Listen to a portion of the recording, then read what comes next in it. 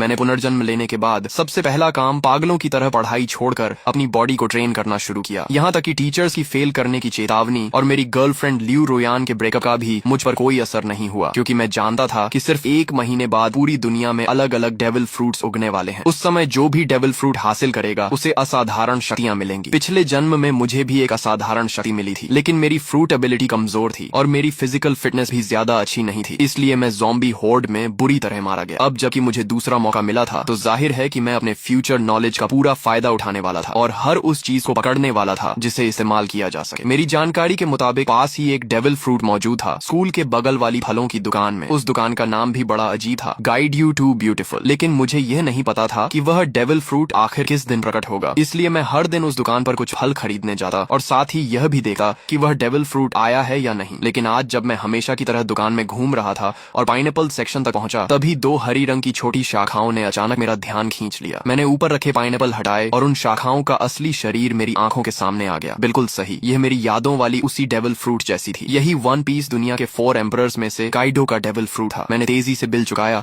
और बाकी फलों से भरा एक बैग भी उठा लिया ताकि किसी को शक न हो। जैसे ही मैं दुकान से बाहर निकला, सामने एक मजबूत शरीर वाला मध्यम उम्र का आदमी दिखाई दिया, वही आदमी जो पिछले जन्म में अज्योर ड्रैगन फ्रूट का मालिक बना था। मैंने मन ही मन राहत की सांस ली। अगर मैं थोड़ी देर और कर देता तो ये फ्रूट उसी के हाथ लग जाती। हॉस्टल लौटे ही मैंने एक पल की भी देरी नहीं की और अज्योर ड्रैगन फ्रूट को उठाकर सीधे एक बड़ा काट लिया। उसका स्वाद ऐसा था जैसे किसी ने सूखे पानी के टैंक और गंदगी के गड्ढे को मिलाकर उसमें सड़ी हुई पोछे की कपड़े को घुमा दिया हो और फिर सीधे मुंह में ठूंस दिया हो। इतनी गंदी टेस्ट थी कि मैं लगभग वहीं उल्टी कर देता, लेकिन मैंने खुद को रोका और किसी तरह उस गूदे को निगल लिया। फिर मैंने दिल मजबूत करके उसका बचा हुआ छिलका, बीज और वह छोटी बैंगनी शाखा भी निगल ली। काफी देर बाद मैंने गहरी सांस ली। अब चमत्कार का बीज बोया जा चुका था, बाकी सिर्फ इंतजार करना था। इसके बाद मैंने मोबाइल निकाला और शॉर्ट वीडियोस तथा फोरम ब्राउजिंग शुरू कर दी। कई प्लेटफॉर्म देखने के बाद मैंने एक आईडी सर्च की और पहला वीडियो खोला। भाइयों, देख रहे हो, ये थंडर फ्रूट है। कमेंट सेक्शन में बोली लगाओ, जो ज्यादा कीमत देगा उसे मिलेगा। ये देखकर मेरा दिल तेज धड़कने लगा। हालांकि एजर ड्रैगन फ्रूट मैं पहले ही खा चुका था और दूसरा डेविल फ्रूट नहीं खा सकता था, लेकिन जब अपोकलिप्स आएगा और सभी लोग इसकी असली कीमत जान जाएंगे, तब करोड़ों रुपए देकर भी एक फ्रूट नहीं मिलेगी। ये सबसे महत्वपूर्ण ट्रेडिंग रिसोर्स थी और अगर ट्रेडिंग में इस्तेमाल न भी करूं तो मैं इसे अपने माता पिता या अपनी बहन को खिला सकता था। वैसे भी दूसरी फ्रूट खाने की संभावना पूरी तरह खत्म नहीं हुई थी, बस उसके लिए ताकत और किस्मत दोनों चाहिए थी। मैंने कमेंट सेक्शन में कुछ नहीं लिखा, बल्कि सीधे उस पीले बालों वाले लड़के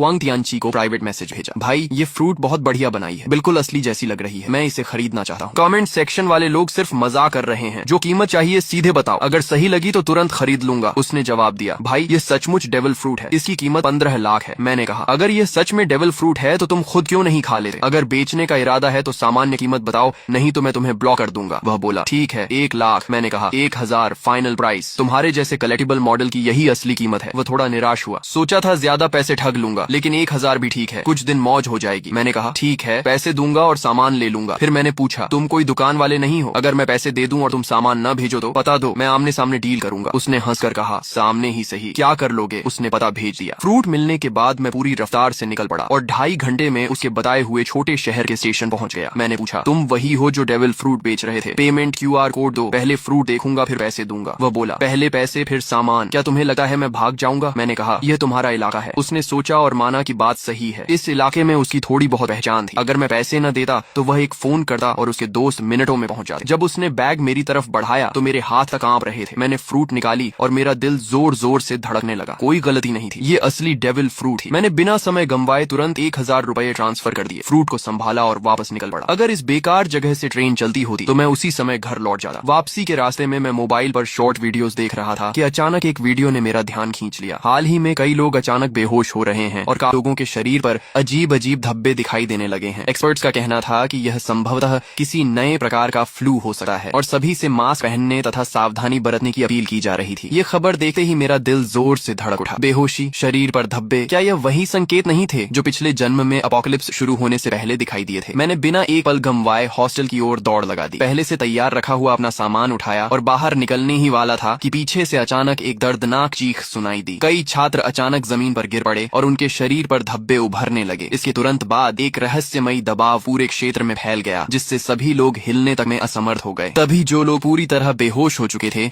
वे अचानक झटके से उठ बैठे। उनकी आंखें लाल हो गईं, नाखून लंबे और नुकीले हो गए और वे पागलों की तरह एक एक कमरे से बाहर निकलने लगे। देखते ही देखते पूरे हॉस्टल में अफरा तफरी मच गई और अनगिनत छात्र रोते चिल्लाते बाहर की ओर भागने लगे। लेकिन उसी क्षण मैंने महसूस किया कि मेरे ब्लड लाइन की गहराइयों से एक शक्ति जाग रही है। मेरे शरीर में एज्योर ड्रैगन की शक्ति उभरने लगी। मैंने सिर उठाकर एक गूंजती हुई गर्जना की। मेरी त्वचा पर नीले ड्रैगन स्केल्स उभर आए, सिर पर ड्रैगन हॉर्न्स निकल आए और मेरे हाथ ड्रैगन क्लॉज में बदल गए। मेरा पूरा शरीर हाइब्रिड ड्रैगन फॉर्म में बदलने लगा। गलियारे में मौजूद छात्र मुझे देखकर बुरी तरह डर गए, क्योंकि उनकी नजर में मैं भी उन लोगों की तरह एक मॉन्स्टर बन चुका था। लेकिन इस हाइब्रिड फॉर्म ने मेरी फिजिकल स्ट्रेंथ, डिफेंस, स्पीड और रिकवरी एबिलिटी को कई गुना बढ़ा दिया था। तभी पीछे से 2 ज़ॉम्बीज दहाड़ते हुए मेरी तरफ झपटे। मैंने ड्रैगन क्लॉ घुमाई और उन्हें एक ही वार में दूर फेंक दिया। तभी एक और ज़ॉम्बी दूसरे कमरे से बाहर निकला। मैंने मुंह खोलकर गर्म सांस छोड़ी और अगली ही क्षण आग की लपटों ने उसे राख में बदल दिया। लेकिन सिर्फ इतनी सी फ्लेम ब्रेथ के बाद ही मुझे अपनी स्टैमिना तेजी से घटी हुई महसूस हुई। डेविल फ्रूट की असली ताकत स्टैमिना पर निर्भर करती है। भविष्य में हॉकी कितना भी आम क्यों न हो जाए, आखिरकार खर्च स्टैमिना का ही होता है। अपोकलिप्स के शुरुआती चरण में हर किसी की फिजिकल लिमिट बहुत कम होती है। मैं काइडो जैसी ओनी रेस से नहीं था और न ही उसके जैसा मॉन्स्टर कॉन्स्टिट्यूशन रखता था, इसलिए एज्योर ड्रैगन फ्रूट मिलने के बावजूद मैं उसकी पूरी ताकत नहीं निकाल सकता था। लेकिन मेरे पास इसका समाधान था। मैंने अपना बेसबॉल बैट उठाया। ये खास तौर पर बनवाया गया हैवी रीइंफोर्स्ड बैट था,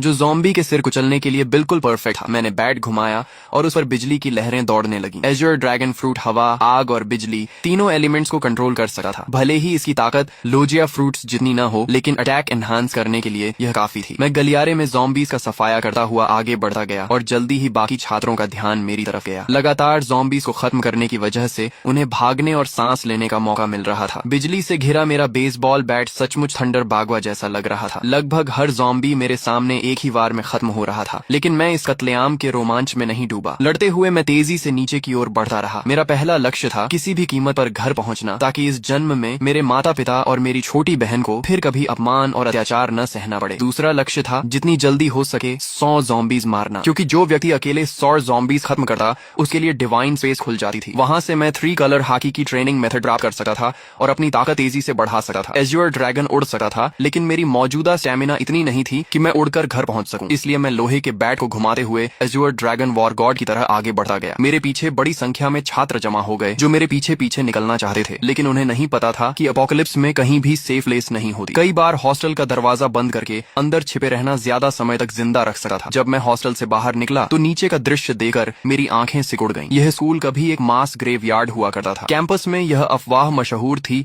कि यहाँ यिन एनर्जी बहुत ज्यादा है और इसी वजह से आसपास रहने वाले लोग अक्सर बीमार पड़ जाते थे। बाद में एक फेंग शुई मास्टर ने सलाह दी थी कि यहाँ एक स्कूल बनाया जाए ताकि युवाओं की यांग एनर्जी इस जगह की यिन एनर्जी को दबा सके। लेकिन अब जो कंकाल वर्षों से जमीन के नीचे दफन थे, ज़ॉम्बी वायरस के प्रभाव से सभी जमीन फाड़कर बाहर निकल आए थे और जो भी जीवित इंसान दिख रहा था उस पर हमला कर रहे थे। कोई मुझे बचाओ! पूरे कैंपस में हाहाकार मचा हुआ था। हर कोई जान बचाने के लिए भाग रहा था। लोग घबराहट में एक दूसरे से टकरा रहे थे, लेकिन मैंने किसी पर ध्यान नहीं दिया और सीधे मेन गेट की दिशा में बढ़ता गया। रास्ते में चाहे ज़ॉम्बी मिले या स्केलेटन मॉन्स्टर, मैंने सबको अपने बैट से कुचल दिया। आखिरकार जब मैं स्कूल गेट तक पहुंचा तभी मेरा शरीर अचानक रुक गया। सिर्फ मैं ही नहीं, सभी लोग और यहाँ तक कि ज़ॉम्बीज भी वहीं थम गए। ऐसा लगा जैसे पूरे संसार का टाइम फ्रीज हो गया हो। फिर मेरी आंखों के सामने अंधेरा छा गया। Divine descent, devil fruits have arrived, divine space activated. जब मैंने दोबारा आंखें खोली तो खुद को एक रहस्यमयी स्थान में पाया। यहाँ न समय था, न दिशा, न कोई वास्तविक स्थान। केवल 2 लाइट स्क्रीन्स मौजूद थी, एक बड़ी और एक छोटी। बड़ी स्क्रीन पर लिखा था डिवाइन शॉप और छोटी स्क्रीन पर लिखा था पर्सनल पैनल। पिछले जन्म में मैं इन चीजों से भली भांति परिचित था। यह किसी अज्ञात सत्ता द्वारा दिया गया अवसर था जहाँ पॉइंट्स के बदले टेक्निक्स, इक्विपमेंट, स्किल्स और रिसोर्सेज खरीदे जा सकते थे। तभी घोषणा हुई, आप पहले व्यक्ति हैं जिसने 100 ज़ॉम्बीज का शिकार किया है। आपको डिवाइन रिवॉर्ड प्राप्त होगा। आपने अपोकलिप्स शुरू होने के 10 मिनट के भीतर 100 पॉइंट्स प्राप्त कर लिए हैं, इसलिए आपको विशेष रिवॉर्ड दिया जाएगा। इसके बाद मेरे सामने 3 विकल्प आए। पहला रिवॉर्ड था परफेक्ट फ्रूट, जो मेरे एज्योर ड्रैगन फ्रूट को पूर्ण अवस्था में पहुंचा देता। इसके बाद फ्रूट की सभी साइड इफेक्ट्स समाप्त हो जाती। मैं सी स्टोन और सी वाटर से प्रभावित नहीं होता और यहाँ तक कि दूसरा डेविल फ्रूट भी खा सकता था बिना शरीर फटे। दूसरा रिवॉर्ड था हॉकी जीनियस। इसके लिए किसी ट्रेनिंग या पॉइंट्स की जरूरत नहीं थी। मुझे तुरंत 3 कलर हॉकी जागृत हो जाती और बिना अभ्यास के भी धीरे धीरे बढ़ती रहती। यदि मैं ट्रेनिंग करता तो इसकी ग्रोथ स्पीड 2 गुनी हो जाती। तीसरा रिवॉर्ड था ज़ॉम्बी स्लेयर डिवाइन वेपन। मुझे अपनी पसंद का सुप्रीम ग्रेड वेपन मिलता जो ज़ॉम्बीज को 2 गुना डैमेज देता। फ्रूट, हॉकी या वेपन, 3 में से एक चुनना था। पहला और तीसरा रिवॉर्ड तुरंत कॉम्बैट पावर बढ़ाते थे, जबकि दूसरा धीरे धीरे ताकत बढ़ाता, लेकिन उसकी पोटेंशियल लिमिट कहीं अधिक थी। पिछले जन्म के अनुभव के अनुसार बाद के चरणों में भी हॉकी कभी आउटडेटेड नहीं हुई थी। मैं कुछ क्षण सोच में पड़ गया। तभी मुझे काइडो की कही बात याद आई, हॉकी ही असली आधार है। रॉजर और गार्ब के पास कोई डेविल फ्रूट नहीं थी, फिर भी वे दुनिया के सबसे शक्तिशाली योद्धा बने। यहाँ तक कि काइडो ने हॉकी को इतना महत्व दिया कि उसने अपनी फ्रूट अवेकनिंग तक पर ज्यादा ध्यान नहीं दिया। ये सोचते ही मैंने फैसला कर लिया, ताकतें जितनी ज्यादा हों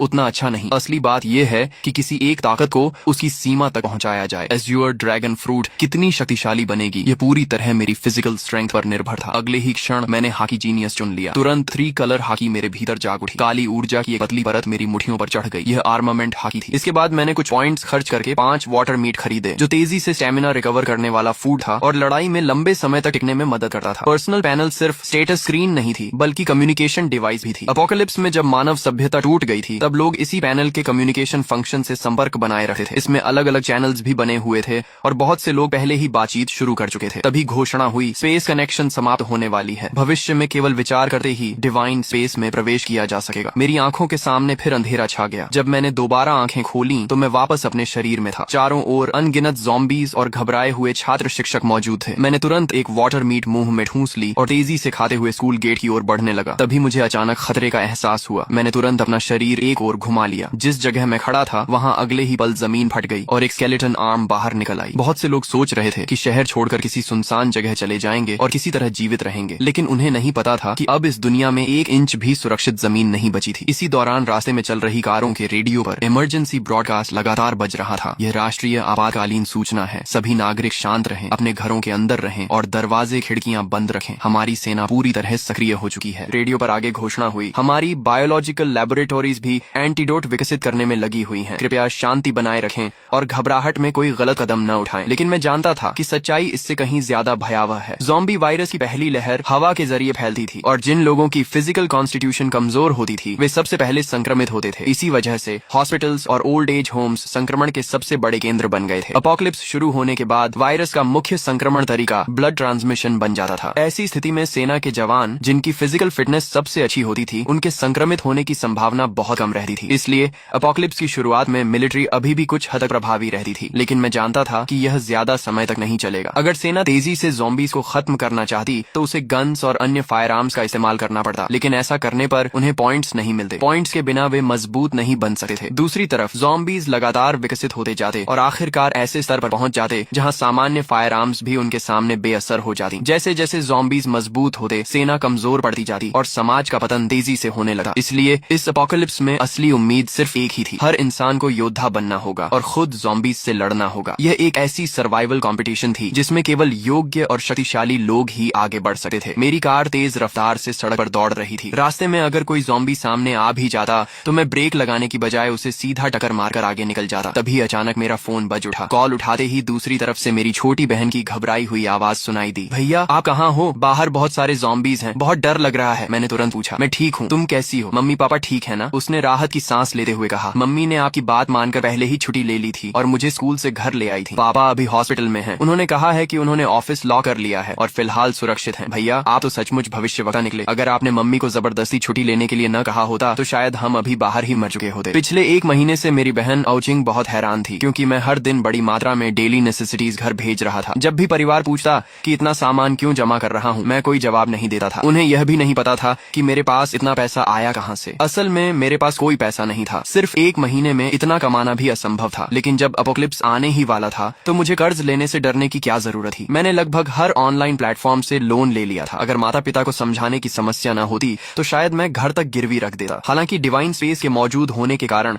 बहुत ज्यादा रिसोर्सेज जमा करने की जरूरत भी नहीं थी। यह सामान सिर्फ इमरजेंसी के लिए था। हम बात ही कर रहे थे कि सामने एक लग्जरी कार अचानक रास्ते में कूद पड़े ज़ॉम्बी से बचने की कोशिश में पलट गई। उसी पल एक भयानक चेन कलिजन शुरू हो गई। पीछे आ रही कई गाड़ियां एक दूसरे से टकरा गईं और कुछ ही सेकंड में सड़क पर तबाही मच गई। कई लोग वहीं मारे गए, लेकिन मैं पहले से जानता था कि ऐसा होगा। अब रुकना संभव नहीं था। मैंने तुरंत अपना बैकपैक और बेसबॉल बैट पकड़ा, एज्योर ड्रैगन फॉर्म में बदल गया और कार की छत ओढ़कर सीधे आसमान में उड़ गया। बादलों और धुंध ने मेरे विशाल ड्रैगन बॉडी को ऊपर उठाया और मैं तेजी से आसमान की ओर बढ़ गया। यह चमत्कारी दृश्य देखकर सड़क पर मौजूद सभी लोग स्तब्ध रह गए। पहले से भयानक कार एक्सीडेंट अब और भी ज्यादा अराजक हो गया, लेकिन मुझे नीचे हो रहे हंगामे से कोई मतलब नहीं था। मैं सीधे बादलों के बीच घुस गया और अपने घर की दिशा में उड़ने लगा। बीच बीच में मैं बैकपैक से वाटर मीट निकाल कर खाता ताकि स्टेमिना रिकवर होती रहे। मेरी मौजूदा ताकत इतनी नहीं थी कि मैं लगातार लंबे समय तक उड़ सकूं। आखिरकार जब सारी वाटर मीट खत्म हो गई तो मुझे जमीन पर उतरना पड़ा और मैं वापस ह्यूमन फॉर्म में बदल गया। मैंने आसपास नजर दौड़ाई। फिलहाल वहां कोई ज़ॉम्बी दिखाई नहीं दे रहा था। मैंने तुरंत डिवाइन स्पेस में प्रवेश किया और फिर से 5 वाटर मीट एक्सचेंज कर ली और उन्हें बैकपैक में भर लिया। इस समय मेरे बैकपैक में सिर्फ 5 वाटर मीट और एक थंडर फ्रूट थी। एक वाटर मीट खाने के बाद मैंने दोबारा उड़ान नहीं भरी, क्योंकि वाटर मीट स्टेमिना तो रिकवर कर सकती थी, लेकिन अगर लगातार उसी पर निर्भर रहा जाए तो स्टेमिना कंजम्पशन और तेज हो जाती थी। साथ ही मेंटल फटीग को यह बिल्कुल रिकवर नहीं कर सकती थी। मैंने मैप खोला और अपनी स्थिति देखी। मुझे किसी हाईवे तक पहुंचना था और वहां से एक व्हीकल हासिल करनी थी। दिशा तय करने के बाद मैं फिर से एज्योर ड्रैगन में बदल गया। इस बार मैं सिर्फ 10 मिनट तक उड़ा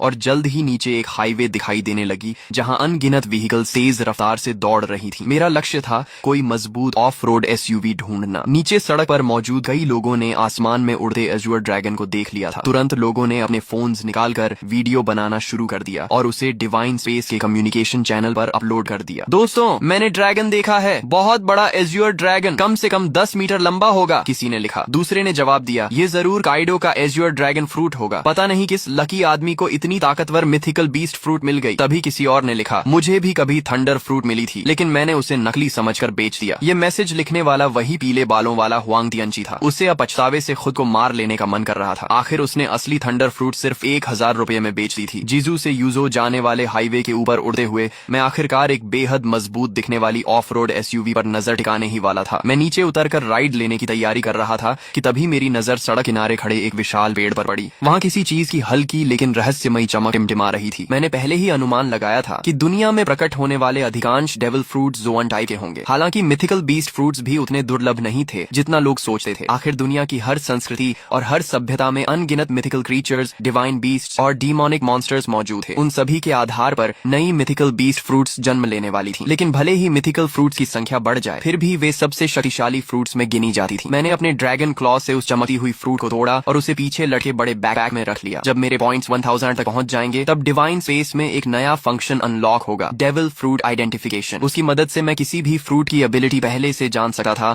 और किसी बेकार फ्रूट को खाने से बच सकता था। हालांकि यह सुविधा बहुत महंगी थी। हर आइडेंटिफिकेशन के लिए पूरे 1000 पॉइंट्स खर्च करने पड़ते थे। मैं दोबारा उस ऑफ रोड एसयूवी का पीछा करने ही वाला था कि अचानक आगे चल रहा एक बड़ा ट्रक बुरी तरह पलट गया। उसी पल उसके अंदर से 3 ज़ॉम्बीज बाहर निकले और आसपास की गाड़ियों पर हमला करने लगे। लेकिन उस समय किसी के पास रुकने का साहस नहीं था। एक ड्राइवर ने एक्सेलरेटर पूरी ताकत से दबाया और सीधे ज़ॉम्बीज के ऊपर गाड़ी चढ़ा दी। फिर वह गाड़ी को दाएं बाएं घुमाकर ज़ॉम्बीज को गिराने की कोशिश करने लगा। उसकी इस हरकत ने तुरंत एक और चेन एक्सीडेंट पैदा कर दिया। मैंने उधर सिर्फ एक नजर डाली और फिर पलटे हुए ट्रक के पास उतर गया। ह्यूमन बीस्ट फॉर्म में बदलकर मैंने ट्रक के किनारे को पकड़ लिया और एज्योर ड्रैगन की विशाल शक्ति का इस्तेमाल करते हुए उसे जबरदस्ती सीधा खड़ा कर दिया। एज्योर ड्रैगन फ्रूट द्वारा दी गई स्ट्रेंथ वास्तव में भयावह थी। इसके बाद मैं ट्रक के अंदर घुसा और खुद उसे चलाने लगा। जब धीरे धीरे मुझे एहसास हुआ कि वे सभी मेरी ट्रक के पीछे पीछे चल रही हैं। मैंने रियर व्यू मिरर में यह दृश्य देखा, लेकिन मुझे इससे कोई फर्क नहीं पड़ा। जब तक वे मेरे काम में रुकावट नहीं डालते, उन्हें मेरे पीछे आने से कोई समस्या नहीं थी। रास्ते भर बार बार एक्सीडेंट्स होते रहे। मैं समय समय पर ट्रक से उतरता, ज़ॉम्बीज को खत्म करता और सड़क साफ करता। तभी एक मोटा और अमीर दिखने वाला मध्यम उम्र का आदमी मुस्कुराते हुए मेरे पास आया और बोला, अगर आप मेरी सुरक्षा करेंगे तो मैं आपको जितना पैसा चाहिए उतना दे सकता हूँ। मैंने उसकी तरफ ठंडी नजर से देखा और कहा, एक कदम और आगे बढ़ाया तो मरोगे। वह आदमी इतना डर गया कि अनजाने में वहीं घुटनों के बल बैठ गया। उस समय मेरी ड्रैगन फॉर्म और उससे निकल रही किंगली ऑरा उसे ऐसे महसूस हो रही थी जैसे उसके सामने कोई सर्वोच्च शासक खड़ा हो। मेरी हल्की सी कॉन्करर्स हाकी ने आसपास खड़े कई लोगों को डर से जड़ कर दिया। फिर भी मौत का डर इंसान से कुछ भी करवा सकता है। एक बेहद खूबसूरत मैच्योर वुमन हिम्मत करके मेरे पास आई। अपोकलिप्स के बीच भी उसने खुद को बेहद आकर्षक तरीके से सजाया हुआ था। उसने मुस्कुराते हुए कहा, हैंडसम, क्या आप मुझे अपने साथ ले जा सकते हैं? आप मेरे साथ जो चाहें कर सकते हैं। मैंने बिना भाव बदले सिर्फ एक शब्द कहा, दफा हो जाओ। मैं अभी अपनी ड्रैगन एबिलिटी हटाकर ट्रक में चढ़ने ही वाला था कि तभी एक लंबा चौड़ा ताकतवर आदमी तेजी से मेरी तरफ आया। उसने देखा कि मैं रुकने वाला नहीं हूँ तो जल्दी जल्दी बोला, सर, मैंने भी बहुत सारी अपोकलिप्स नॉवेल्स पढ़ी हैं। आप इतने शक्तिशाली हैं, लेकिन क्या आपको बेस बिल्ड करने के लिए लोगों की जरूरत नहीं पड़ेगी? मेरा नाम लिन कुई है। मेरे पास कोई खास टैलेंट नहीं है, लेकिन ताकत बहुत है। मैं एक कॉम्बैट कोच हूँ और निश्चित रूप से आपके काम आ सकता हूँ। मैं रुक गया और उसकी तरफ देखने लगा। थोड़ी पर हाथ रखकर कुछ देर सोचता रहा। उसकी बात गलत नहीं थी। सिविलाइजेशन और सोशल ऑर्डर जल्द ही पूरी तरह खत्म होने वाले थे। अगर मुझे अपोकलिप्स में लंबे समय तक जीवित रहना था तो मुझे अपना खुद का सेफ बेस बनाना पड़ेगा। ज़ॉम्बीज की ग्रोथ स्पीड बहुत तेज थी। अकेले मेरे लिए हर समय अपने परिवार की रक्षा करना मुश्किल था। जब लिन कुई ने देखा कि मैं सोच रहा हूँ तो उसके चेहरे पर खुशी छा गई। उसने बिना देर किए अपना सामान, अपनी कार और बाकी सब कुछ वहीं छोड़ दिया। उसे डर था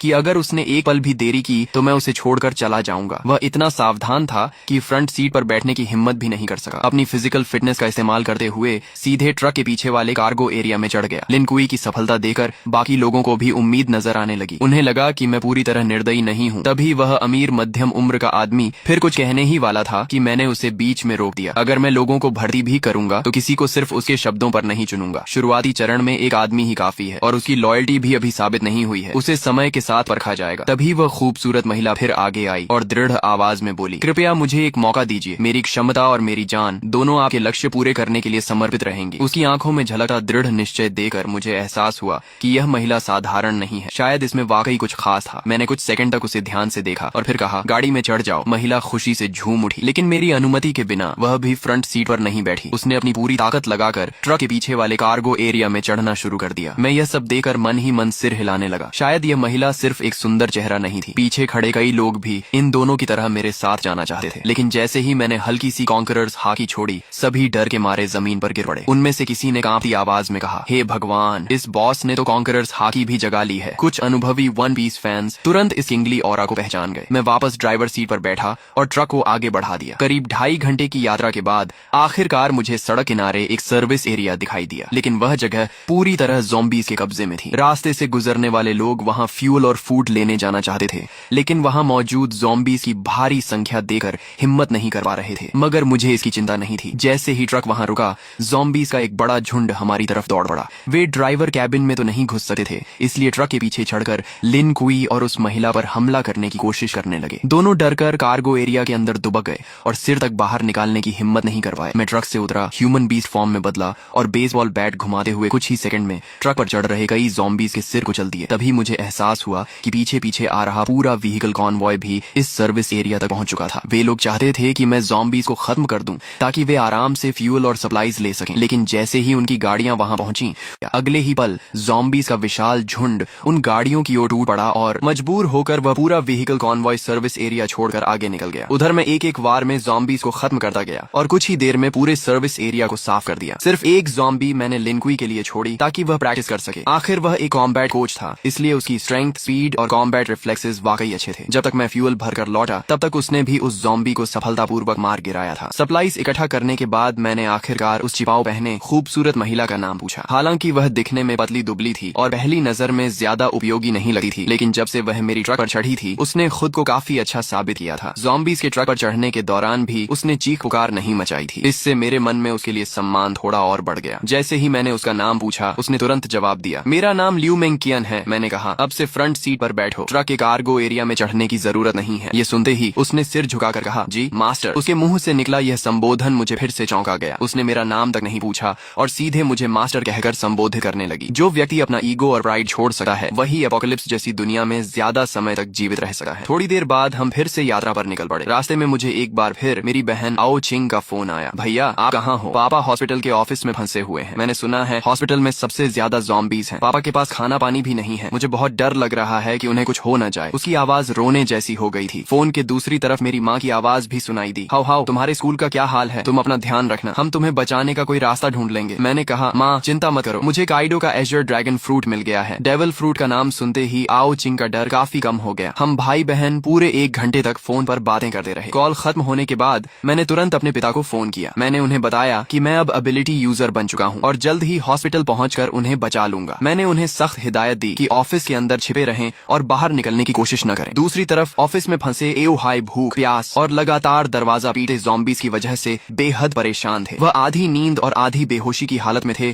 कि तभी मेरा फोन आया। मेरा नाम देखते ही उनमें जान आ गई। जब मैंने उन्हें वीडियो कॉल की और उन्होंने मुझे ड्रैगन ह्यूमन फॉर्म में ज़ॉम्बीज़ का सफाया करते देखा, तब जाकर उनके दिल को सुकून मिला। उन्होंने मुझे अपने ऑफिस का रास्ता बताया। मैं तेजी से हॉस्पिटल के एक कोने में बने ऑफिस तक पहुंच गया। वहाँ 12 ज़ॉम्बीज़ लगातार दरवाजा तोड़ने की कोशिश कर रहे थे। दरवाजे में कई बड़े छेद भी हो चुके थे। अगर अंदर से टेबल्स और चेयर्स लगाकर उसे ब्लॉक न किया गया होता तो ज़ॉम्बीज़ कब के अंदर घुसकर पापा को टुकड़े टुकड़े कर चुके होते। मैंने बेसबॉल बैट घुमाई और कुछ ही सेकंड में उन सभी ज़ॉम्बीज़ के सिर तोड़ डाले। फिर एक जोरदार किक मारकर ऑफिस का दरवाजा खोल दिया। अंदर मौजूद पापा की हालत जरूर खराब थी, लेकिन वे पूरी तरह सुरक्षित थे। मेरे लिए यही सबसे बड़ी खुशखबरी थी। एओ हाई वाटर मीट खाते हुए बोले, तो ये वही डेविल फ्रूट एबिलिटी है जिसके बारे में तुम और आओ चिंग बात कर रहे थे। ऑफिस में फंसे रहने के दौरान उन्होंने डिवाइन स्पेस के कम्युनिकेशन चैनल्स में बहुत सारे वीडियोस और डिस्कशंस देख लिए थे, इसलिए उन्हें वन पीस और डेविल फ्रूट्स के बारे में कुछ जानकारी हो गई थी। मैं हंस पड़ा और एक और अंदर घुसे ज़ॉम्बी का सिर बैट से कुचलते हुए बोला, कैसा लगा आपका बेटा? कूल है ना? आओ हाई मुस्कुराकर बोले, बहुत कूल है बदमाश। अपोकलिप्स शुरू होने के बाद उन्होंने अपनी आंखों से अनगिनत लोगों को ज़ॉम्बीज़ के हाथों मरते देखा था। ऐसे में उनका पूरा परिवार अभी तक सुरक्षित था। यही उनके लिए सबसे बड़ी खुशी थी। हॉस्पिटल से बाहर निकलते समय मैंने देखा कि कई बिल्डिंग्स के दरवाजों और खिड़कियों के पीछे लोग छिपे हुए बाहर झांक रहे थे। जब उन्होंने एओ हाई को एक ड्रैगन मैन के साथ जाते देखा और यह भी देखा कि वह ड्रैगन मैन कितनी आसानी से ज़ॉम्बीज़ को मार रहा है, तो कई लोग मदद के लिए चिल्लाने लगे, ओल्ड हाई, हमें भी बचा लो। आओ हाई के चेहरे पर दया की झलक दिखाई दी। उन्होंने कहा, हाओ, इन्हें भी बचा लो, ये सब मेरे कॉलीग्स हैं, बहुत बेचारे हैं। मैंने ठंडे स्वर में जवाब दिया, बचाकर क्या करूंगा? क्या मैं इन्हें एक एक करके इनके घर भी छोड़ूंगा? और अगर घर पहुंच भी गए तो क्या वे निश्चित रूप से जिंदा रह पाएंगे? मैंने उनकी पुकारों को अनसुना किया और पापा को लेकर आगे बढ़ गया। रास्ते में हम उस कमरे के पास पहुंचे जहां लिन कुई और लियू मेंकियान छिपे हुए थे। मैंने दरवाजे पर हमला कर रहे ज़ॉम्बीज़ को खत्म किया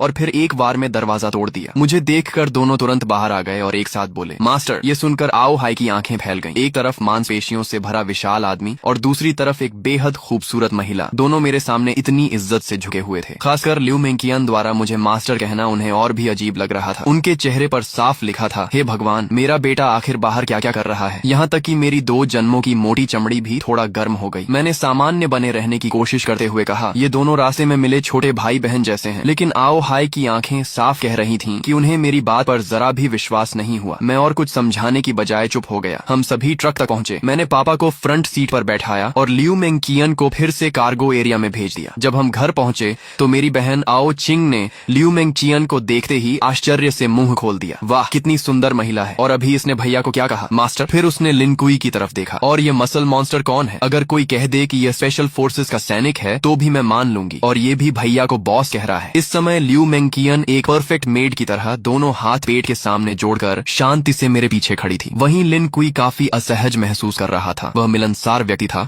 लेकिन यह उसके बॉस का परिवार था, इसलिए उसे समझ नहीं आ रहा था कि कैसे व्यवहार करे। आखिर मेरी माँ लियू यून ने स्थिति संभाली और मुस्कुराते हुए कहा, सबको भूख लगी होगी ना? जैसे ही उन्हें पता चला था कि मैं और पापा लौट रहे हैं, उन्होंने सोना छोड़ दिया और पूरी रात खाना बनाने में लगा दी थी ताकि हम दोनों गरम खाना खा सकें। लेकिन उन्हें यह उम्मीद नहीं थी कि मैं 2 और लोगों को साथ ले आऊंगा, इसलिए खाना थोड़ा कम पड़ रहा था। अच्छी बात यह थी कि मैंने पहले से बहुत सारे कैंड फूड्स जमा कर रखे थे। कुछ कैंस खोलकर माँ ने पूरा बड़ा डिनर तैयार कर दिया। जब मैंने देखा कि लिन कुई और लियू मेंकियन अभी भी किनारे खड़े हैं तो मैंने उन्हें भी खाने के लिए बुलाया। लिन कुई आगे बढ़ने ही वाला था कि लियू मेंकियन बोली, मुझे थोड़ा कैंड फूड दे दीजिए, मैं मास्टर के साथ एक ही टेबल पर नहीं बैठ सकती। ये सुनते ही कमरे में मौजूद सभी लोग स्तब्ध रह गए। आओ चिंग की नजरें मेरे और लियू मेंकियन के चेहरे पर बार बार घूमने लगी। फिर शरारती मुस्कान के साथ बोली, अब मैं समझ गई, इसे फ्लर्टिंग कहते हैं। उसकी बात पूरी होने से पहले ही मैंने उसके सिर पर हल्का सा नॉक मार दिया। वह दर्द से आंखों में आंसू भरकर मेरा हाथ पकड़कर काटने लगी। डिनर खत्म होने के बाद मैंने बैकपैक से 2 डेविल फ्रूट्स निकाली। मेरे पास अभी 2 डेविल फ्रूट्स हैं, एक थंडर फ्रूट है और दूसरी की एबिलिटी अभी पता नहीं है। तुम लोग इनमें से खा लो। यह सुनकर लिन कुई और लियू मेंकियन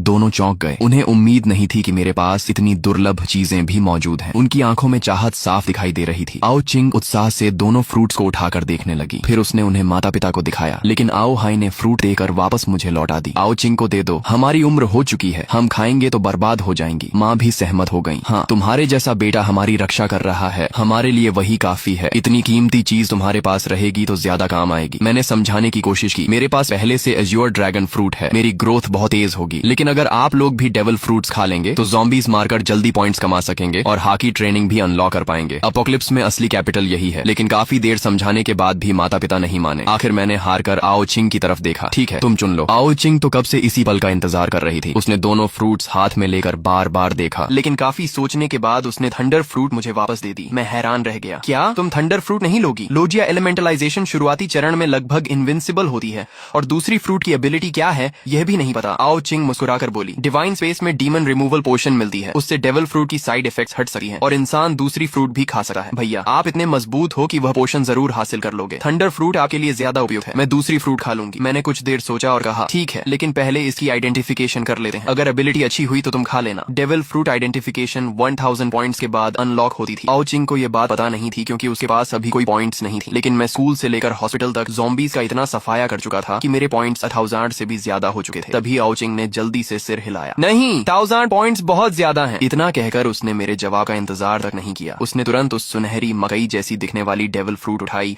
और एक बड़ा टुकड़ा काटकर निगल लिया। ये देखकर मैं घबरा गया। मुझे बिल्कुल उम्मीद नहीं थी कि वह सीधे फ्रूट खा लेगी। अगर यह कोई कमजोर एबिलिटी निकली तो बाद में पछताने का भी मौका नहीं मिलेगा। लेकिन अब बहुत देर हो चुकी थी। आओ चिंग फ्रूट का गूदा निगल चुकी थी। मैं केवल मन ही मन प्रार्थना कर सकता था कि उसे कोई शक्तिशाली एबिलिटी मिले। मैं मन ही मन यही प्रार्थना कर रहा था कि यह डेविल फ्रूट कोई शक्तिशाली एबिलिटी दे। कमरे में मौजूद सभी लोग आओ चिंग को घूर रहे थे और उसके शरीर में होने वाले बदलावों पर नजर रखे हुए हुए थे। आओ चिंग खुद भी बेहद घबराई हुई थी। वह अपने शरीर के अंदर दौड़ रही उस रहस्यमयी ऊर्जा को महसूस कर रही थी। जल्द ही वह ऊर्जा उसके पूरे शरीर में फैल गई और उसका शरीर बदलने लगा। अगले ही पल उसका शरीर तेजी से सिकुड़ गया और वह एक हथेली जितनी छोटी, सफेद फर और सुनहरे निशानों वाली चूहे जैसी प्राणी में बदल गई। यह ज़ोअन टाइप है। कमरे में मौजूद सभी लोगों को तुरंत समझ आ गया कि यह एनिमल टाइप फ्रूट है, लेकिन वह छोटा चूहा बिल्कुल साधारण नहीं लग रहा था। उसके शरीर से एक खास तरह की मिस्टिकल ऑरा निकल रही थी, जिससे साफ था कि यह कोई ऑर्डिनरी स्पीसीज नहीं है। मैंने उत्सुकता से पूछा, जल्दी बताओ, ये कौन सी कैटेगरी है? ऑर्डिनरी ज़ोआन, एंशिएंट ज़ोआन या मिथिकल बीस्ट? आओ चिंग ने उत्साह से जवाब दिया, यह मिथिकल बीस्ट है। जैसे ही मैंने मिथिकल बीस्ट सुना, मेरे चेहरे पर खुशी फैल गई। लगता था इस बार आओ चिंग का दांव सफल हो गया था। मिथिकल बीस्ट फ्रूट्स के पास हमेशा कुछ स्पेशल एबिलिटीज होती थी। मैंने तुरंत पूछा, तो इसकी एबिलिटी क्या है? आओ चिंग मुस्कुराई और बोली, देखो। इतना कहकर उसने अचानक नीचे की ओर छलांग लगाई। अगले ही पल उसका पूरा शरीर फर्श के अंदर समा गया। हैरानी की बात यह थी कि जमीन पर कोई गड्ढा नहीं बना, न ही कोई दरार पड़ी। ऐसा लगा जैसे वह सीधे जमीन के अंदर घुस गई हो। कुछ सेकंड बाद वही छोटा चूहा मेरे पीछे से निकल आया और फिर ह्यूमन बीस्ट फॉर्म में बदल गया। उसने गर्व से सीना तान कर कहा, महिलाओं और सज्जनों, मैं आधिकारिक रूप से अपनी डेविल फ्रूट एबिलिटी की घोषणा करती हूँ। मेरी फ्रूट है animal type rat fruit, mythical beast, treasure rat form. फिर उसने उंगली उठाकर कहा, मेरे पास कुल 3 एबिलिटीज हैं। पहली एबिलिटी, मैं किसी भी मिट्टी, पत्थर या अर्थ टाइप ऑब्स्टिकल को पार कर सकती हूँ, चाहे जमीन के अंदर जाना हो या दीवार के आर पार निकलना हो। मेरे लिए यह सिर्फ पानी की एक परत पार करने जैसा है। ये सुनकर हम सब हैरान रह गए, लेकिन आओ चिंग यही नहीं रुकी। उसने आगे कहा, दूसरी एबिलिटी, मेरे पास एक इंडिपेंडेंट ट्रेजर स्पेस है, जिसमें मैं किसी भी नॉन लिविंग ऑब्जेक्ट को स्टोर कर सकती हूँ। इतना कहकर वह कमरे के कोने में रखे मॉप को उठाकर अपने सीने की तरफ ले गई। अगले ही पल उसने उस लंबे मॉप को सीधे अपने शरीर के अंदर धकेल दिया। कमरे में मौजूद सभी लोगों की आंखें फैल गईं। वह लंबा मॉप पूरी तरह उसके शरीर में गायब हो गया। यहाँ तक कि मां लियू यून भी हैरान होकर उसकी तरफ दौड़ी। उन्होंने आओ चिंग के कपड़ों के अंदर हाथ डालकर देखा कि कहीं उसने मॉप छिपाया तो नहीं है, लेकिन वहाँ कुछ नहीं था। फिर आओ चिंग ने अपना हाथ सीने के पास डाला और उसी मॉप को वापस बाहर निकाल लिया। मेरी सबसे ज्यादा दिलचस्पी दूसरी एबिलिटी में थी। मैंने तुरंत पूछा, इस स्टोरेज स्पेस का साइज कितना है? ये मेरे लिए बेहद महत्वपूर्ण सवाल था। मेरी जानकारी के अनुसार अपोकलिप्स के शुरुआती चरण में किसी भी तरह का स्टोरेज इक्विपमेंट मौजूद नहीं था। बाद में होगा या नहीं, यह भी मुझे नहीं पता था, लेकिन अगर आओ चिंग का स्टोरेज स्पेस बड़ा निकला तो वह हमारे लिए अनमोल साबित हो सकता था। आओ चिंग ने जवाब दिया, अभी इसका साइज सिर्फ 10 क्यूबिक मीटर्स है, लेकिन जैसे जैसे मैं फ्रूट को डेवलप करूंगी, ये स्पेस लगातार बड़ा होता जाएगा। ये सुनकर मैं पहले ही काफी प्रभावित था, लेकिन तभी आओ चिंग ने शरारती मुस्कान के साथ कहा, अभी खत्म नहीं हुआ है, मेरी तीसरी एबिलिटी भी है। मैं एक पल के लिए पूरी तरह चौंक गया। सिर्फ अर्थ ट्रैवल और पर्सनल स्टोरेज स्पेस ही पहले से गॉड टियर एबिलिटीज जैसी थी, और अब वह कह रही थी कि उसके पास तीसरी एबिलिटी भी है। मैंने तुरंत पूछा, क्या? आओ चिंग गर्व से बोली, ट्रेजर डिटेक्शन। ये सुनते ही मेरे मुंह से लगभग गाली निकल गई। अर्थ ट्रैवल, स्टोरेज स्पेस और ट्रेजर डिटेक्शन, ये कॉम्बिनेशन तो बिल्कुल चीट एबिलिटी जैसा था। एक पल के लिए मुझे लगा कि मेरी एज्योर ड्रैगन फ्रूट भी इतनी शानदार नहीं है, लेकिन फिर मैंने खुद को याद दिलाया कि एज्योर ड्रैगन फ्रूट की भी अपनी खूबियां थी। सबसे पहले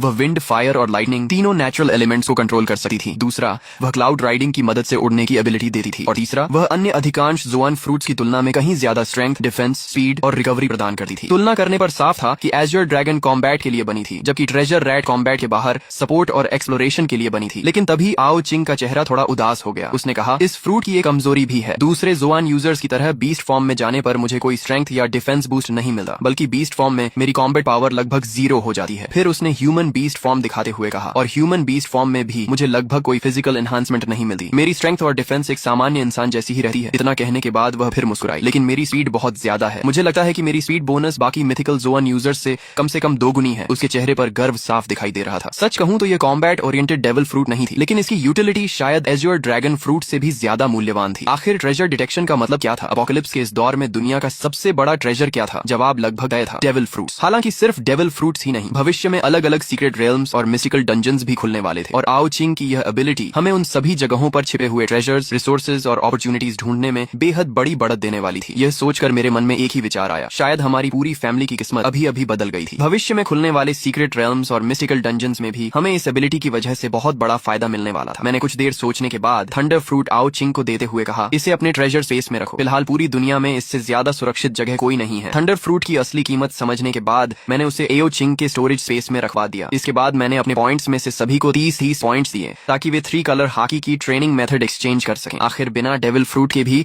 अगर कोई हॉकी को उसकी सीमा तक विकसित कर ले तो वह एक शक्तिशाली योद्धा बन सकता था। वहीं दूसरी तरफ डेविल फ्रूट होने के बावजूद अगर किसी की हॉकी कमजोर हो तो वह अपोकलिप्स में धीरे धीरे पीछे छूट जाता। इसके बाद मैंने डिवाइन स्पेस से सभी के लिए एक साधारण मिलिट्री नाइफ एक्सचेंज की। सारी तैयारी पूरी होने के बाद मैं सभी को लेकर घर से बाहर निकल गया। बिल्डिंग के नीचे अनगिनत ज़ॉम्बीज इधर उधर भटक रहे थे। मैं ड्रैगन ह्यूमन फॉर्म में बदला और एक ज़ॉम्बी को बैट से मारकर जमीन पर गिरा दिया ताकि वह हिल न सके। फिर मैंने अपने पिता से कहा, पापा इस नाइफ से इसे खत्म कीजिए। आओ हाय कुछ क्षण झिनके। आखिर वह ज़ॉम्बी बनने से पहले एक इंसान ही था। उनके लिए किसी इंसान जैसे दिखने वाले प्राणी को मारना आसान नहीं था। तभी आओ चिंग आगे बढ़ी और बोली, बोली, भैया पापा को मैं डेमोन्स्ट्रेशन देती हूँ। उसने तुरंत अपनी लॉन्ग नाइफ निकाली और एक ही वार में ज़ॉम्बी का सिर अलग कर दिया। हवा में सड़ी हुई बदबू फैल गई। आओ हाय ने नाक सिकोड़ ली, लेकिन एक डॉक्टर होने की वजह से वह ज्यादा नहीं घबराए। मैंने फिर एक और ज़ॉम्बी को पकड़कर जमीन पर गिरा दिया। इस बार ल्यू मेंकियान खुद आगे आई और उसने ज़ॉम्बी को खत्म कर दिया। दोनों लड़कियों को देखकर आखिर आओ हाय ने भी हिम्मत जुटाई और अपनी पहली ज़ॉम्बी को खुद मार गिराया। उसके बाद मान ल्यू युन ने भी एक ज़ॉम्बी को खत्म किया। जहाँ तक लिन कुई की बात ही, वह पहले से ही अकेले एक ज़ॉम्बी से लड़ सकता था। कॉम्बैट कोच होने की वजह से उसकी कॉम्बैट एबिलिटी मेरे परिवार के बाकी लोगों से कहीं बेहतर थी। अब उन सभी के पास हाकी ट्रेनिंग मेथड थी। आर्मामेंट हाकी की असली ट्रेनिंग एक्सट्रीम फिजिकल कंडीशनिंग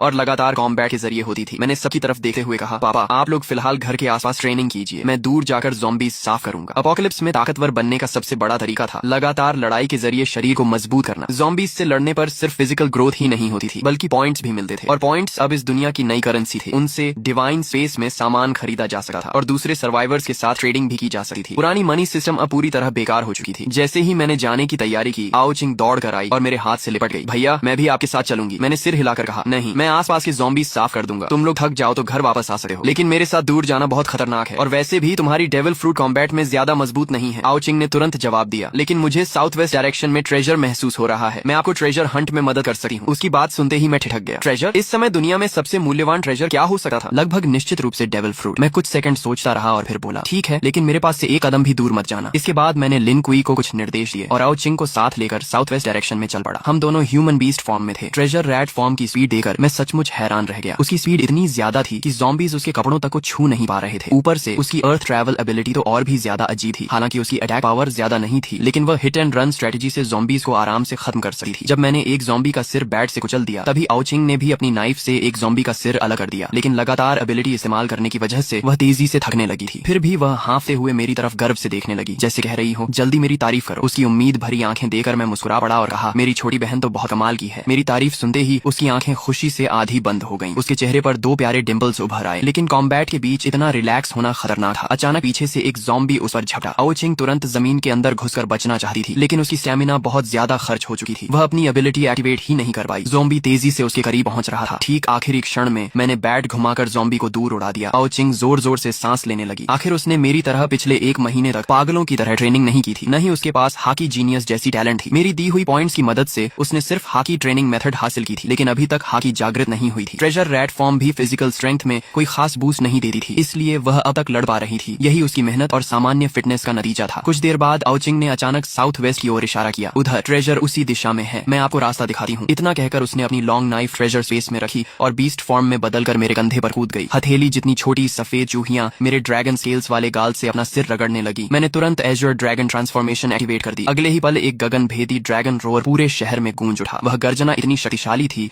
कि आसपास की बिल्डिंग्स में छिपे हुए सभी लोग चौंक गए। लोग खिड़कियों और बैल्कनीज से बाहर झांकने लगे और फिर उन्होंने एक अविश्वसनीय दृश्य देखा। एक विशाल एज़्योर ड्रैगन बादलों और धुंध पर कदम रखते हुए आसमान की ओर उड़ रहा था और कुछ ही क्षणों में बादलों के समुद्र के भीतर गायब हो गया। अगर एज़्योर ड्रैगन बॉस हमारे बीएन सिटी तक आ ही गए हैं, तो क्या वह पूरे शहर के ज़ॉम्बीज साफ कर देंगे? किसी ने आसमान में उड़ते एज़्योर ड्रैगन का वीडियो रिकॉर्ड करके डिवाइन स्पेस के कम्युनिकेशन चैनल पर अपलोड कर दिया। जो लोग ज़ॉम्बीज से लड़ने की हिम्मत नहीं जुटा पा रहे थे, वे अपने घरों में छिपे हुए थे और डिवाइन स्पेस के जरिए दुनिया भर के सर्वाइवर्स से बातचीत कर रहे थे। दूसरी तरफ मैं आओ चिंग के बताए हुए डायरेक्शन में उड़ता हुआ तेजी से आगे बढ़ रहा था। ट्रेजर रेड फॉर्म में बदली आओ चिंग बार बार अपनी छोटी नाक फड़काकर ट्रेजर की दिशा महसूस कर रही थी। जैसे जैसे हम ट्रेजर के करीब पहुंचते गए, उसकी फीलिंग और मजबूत होती गई। जल्द ही हम एक घने जंगल के ऊपर पहुंच गए। मैं आसमान से नीचे उतरा और ह्यूमन बीस्ट फॉर्म में बदल गया। फिर हम दोनों तेजी से जंगल के अंदर दौड़ पड़े। यहाँ इंसान बहुत कम थे और ज़ॉम्बीज भी मुश्किल से 2-4 दिखाई दे रहे थे। रास्ते में मिले ज़ॉम्बीज को मैंने आसानी से खत्म कर दिया। तभी अचानक आओ चिंग जोर से चिल्लाई। एक बड़े पाइन ट्री के नीचे एक बदसूरत और चालाक चेहरे वाला आदमी खड़ा था। उसके हाथ में एक लाल रंग का सितारे के आकार का डेविल फ्रूट था। उसके चेहरे पर पागलों जैसी खुशी थी। वह शहर से जान बचाकर भागा था और सोचा था कि सुनसान जंगल में छिप जाएगा, लेकिन यहाँ उसे डेविल फ्रूट मिल गया था। वह वन पीस का फैन नहीं था, इसलिए फ्रूट को पहचान नहीं पाया, लेकिन डिवाइन स्पेस के फोरम से उसे इतना पता था कि कोई भी डेविल फ्रूट बेहद कीमती ट्रेजर होती है। वह फ्रूट को देखते हुए हंस पड़ा। लगता है किस्मत आखिरकार वांग देफा पर मेहरबान हो गई। इतना कहकर उसने अपने पीले दांतों वाला मुंह खोला और फ्रूट को खाने ही वाला था। मेरा और आओ चिंग का चेहरा तुरंत बदल गया। अब उसे रोकने के लिए हमारे पास समय नहीं था। मैंने बिना सोचे एक गर्म फायर ब्रेथ उसकी तरफ फेंक दी। अगले ही पल वह आदमी आग में घिर गया। मैं और आओ चिंग तुरंत दौड़कर वहां पहुंचे। राख के बीच डेविल फ्रूट बिल्कुल सुरक्षित पड़ी थी। मैंने राहत की सांस ली और उसे उठा लिया। अपोकलिप्स का एक जीवन जीने के बाद मेरे अंदर पहले जैसी दया नहीं बची थी, लेकिन आओ चिंग के चेहरे पर असहजता साफ दिखाई दे रही थी। उसकी परवरिश ऐसी नहीं थी कि वह किसी को मरते हुए देखकर सहज रह सके। मैंने शांत स्वर में कहा, इस दुनिया में ताकत ही नियम नियम है। अगर हमारे पास शक्ति नहीं होती और किसी को हमारे डेविल फ्रूट का पता चल जाता तो हमारा भी यही हाल होता। आओ चिंग ने धीरे से सिर हिलाया। अपोकलिप्स को अभी सिर्फ 2 दिन हुए थे, लेकिन डिवाइन स्पेस के फोरम पर उसने इंसानी लालच और क्रूरता के कई उदाहरण देख लिए थे। वह मेरी बात समझती थी, लेकिन उसके दिल में अभी भी थोड़ा अपराध बोध था। वह चुपचाप मेरा हाथ पकड़कर खड़ी रही। फिर हम दोनों ने उस डेविल फ्रूट को गौर से देखा। वह लाल रंग का हार्ट शेप्ड फ्रूट था, जिस पर काले घुमावदार पैटर्न्स बने हुए थे। वन पीस फैंस होने के कारण हम दोनों ने उसे तुरंत पहचान लिया। ये वन पीस की सबसे कीमती फ्रूट्स में से एक थी। निका फ्रूट की तरह इसकी कीमत भी 50 अरब बेली मानी जाती थी। ये थी ऑप फ्रूट, लॉ की प्रसिद्ध सर्जरी फ्रूट। मेरे पिछले जीवन में इस फ्रूट का यूजर एक बेहद मशहूर और शक्तिशाली व्यक्ति था, लेकिन वह ताकतवर व्यक्ति और ये घटिया आदमी एक दूसरे से बिल्कुल अलग थे। साफ था कि इस आदमी ने फ्रूट खाने के बाद ज्यादा समय तक जीवित नहीं रहा होगा। उसकी मौत के बाद फ्रूट फिर से दुनिया में कहीं और रिस्पॉन हुई होगी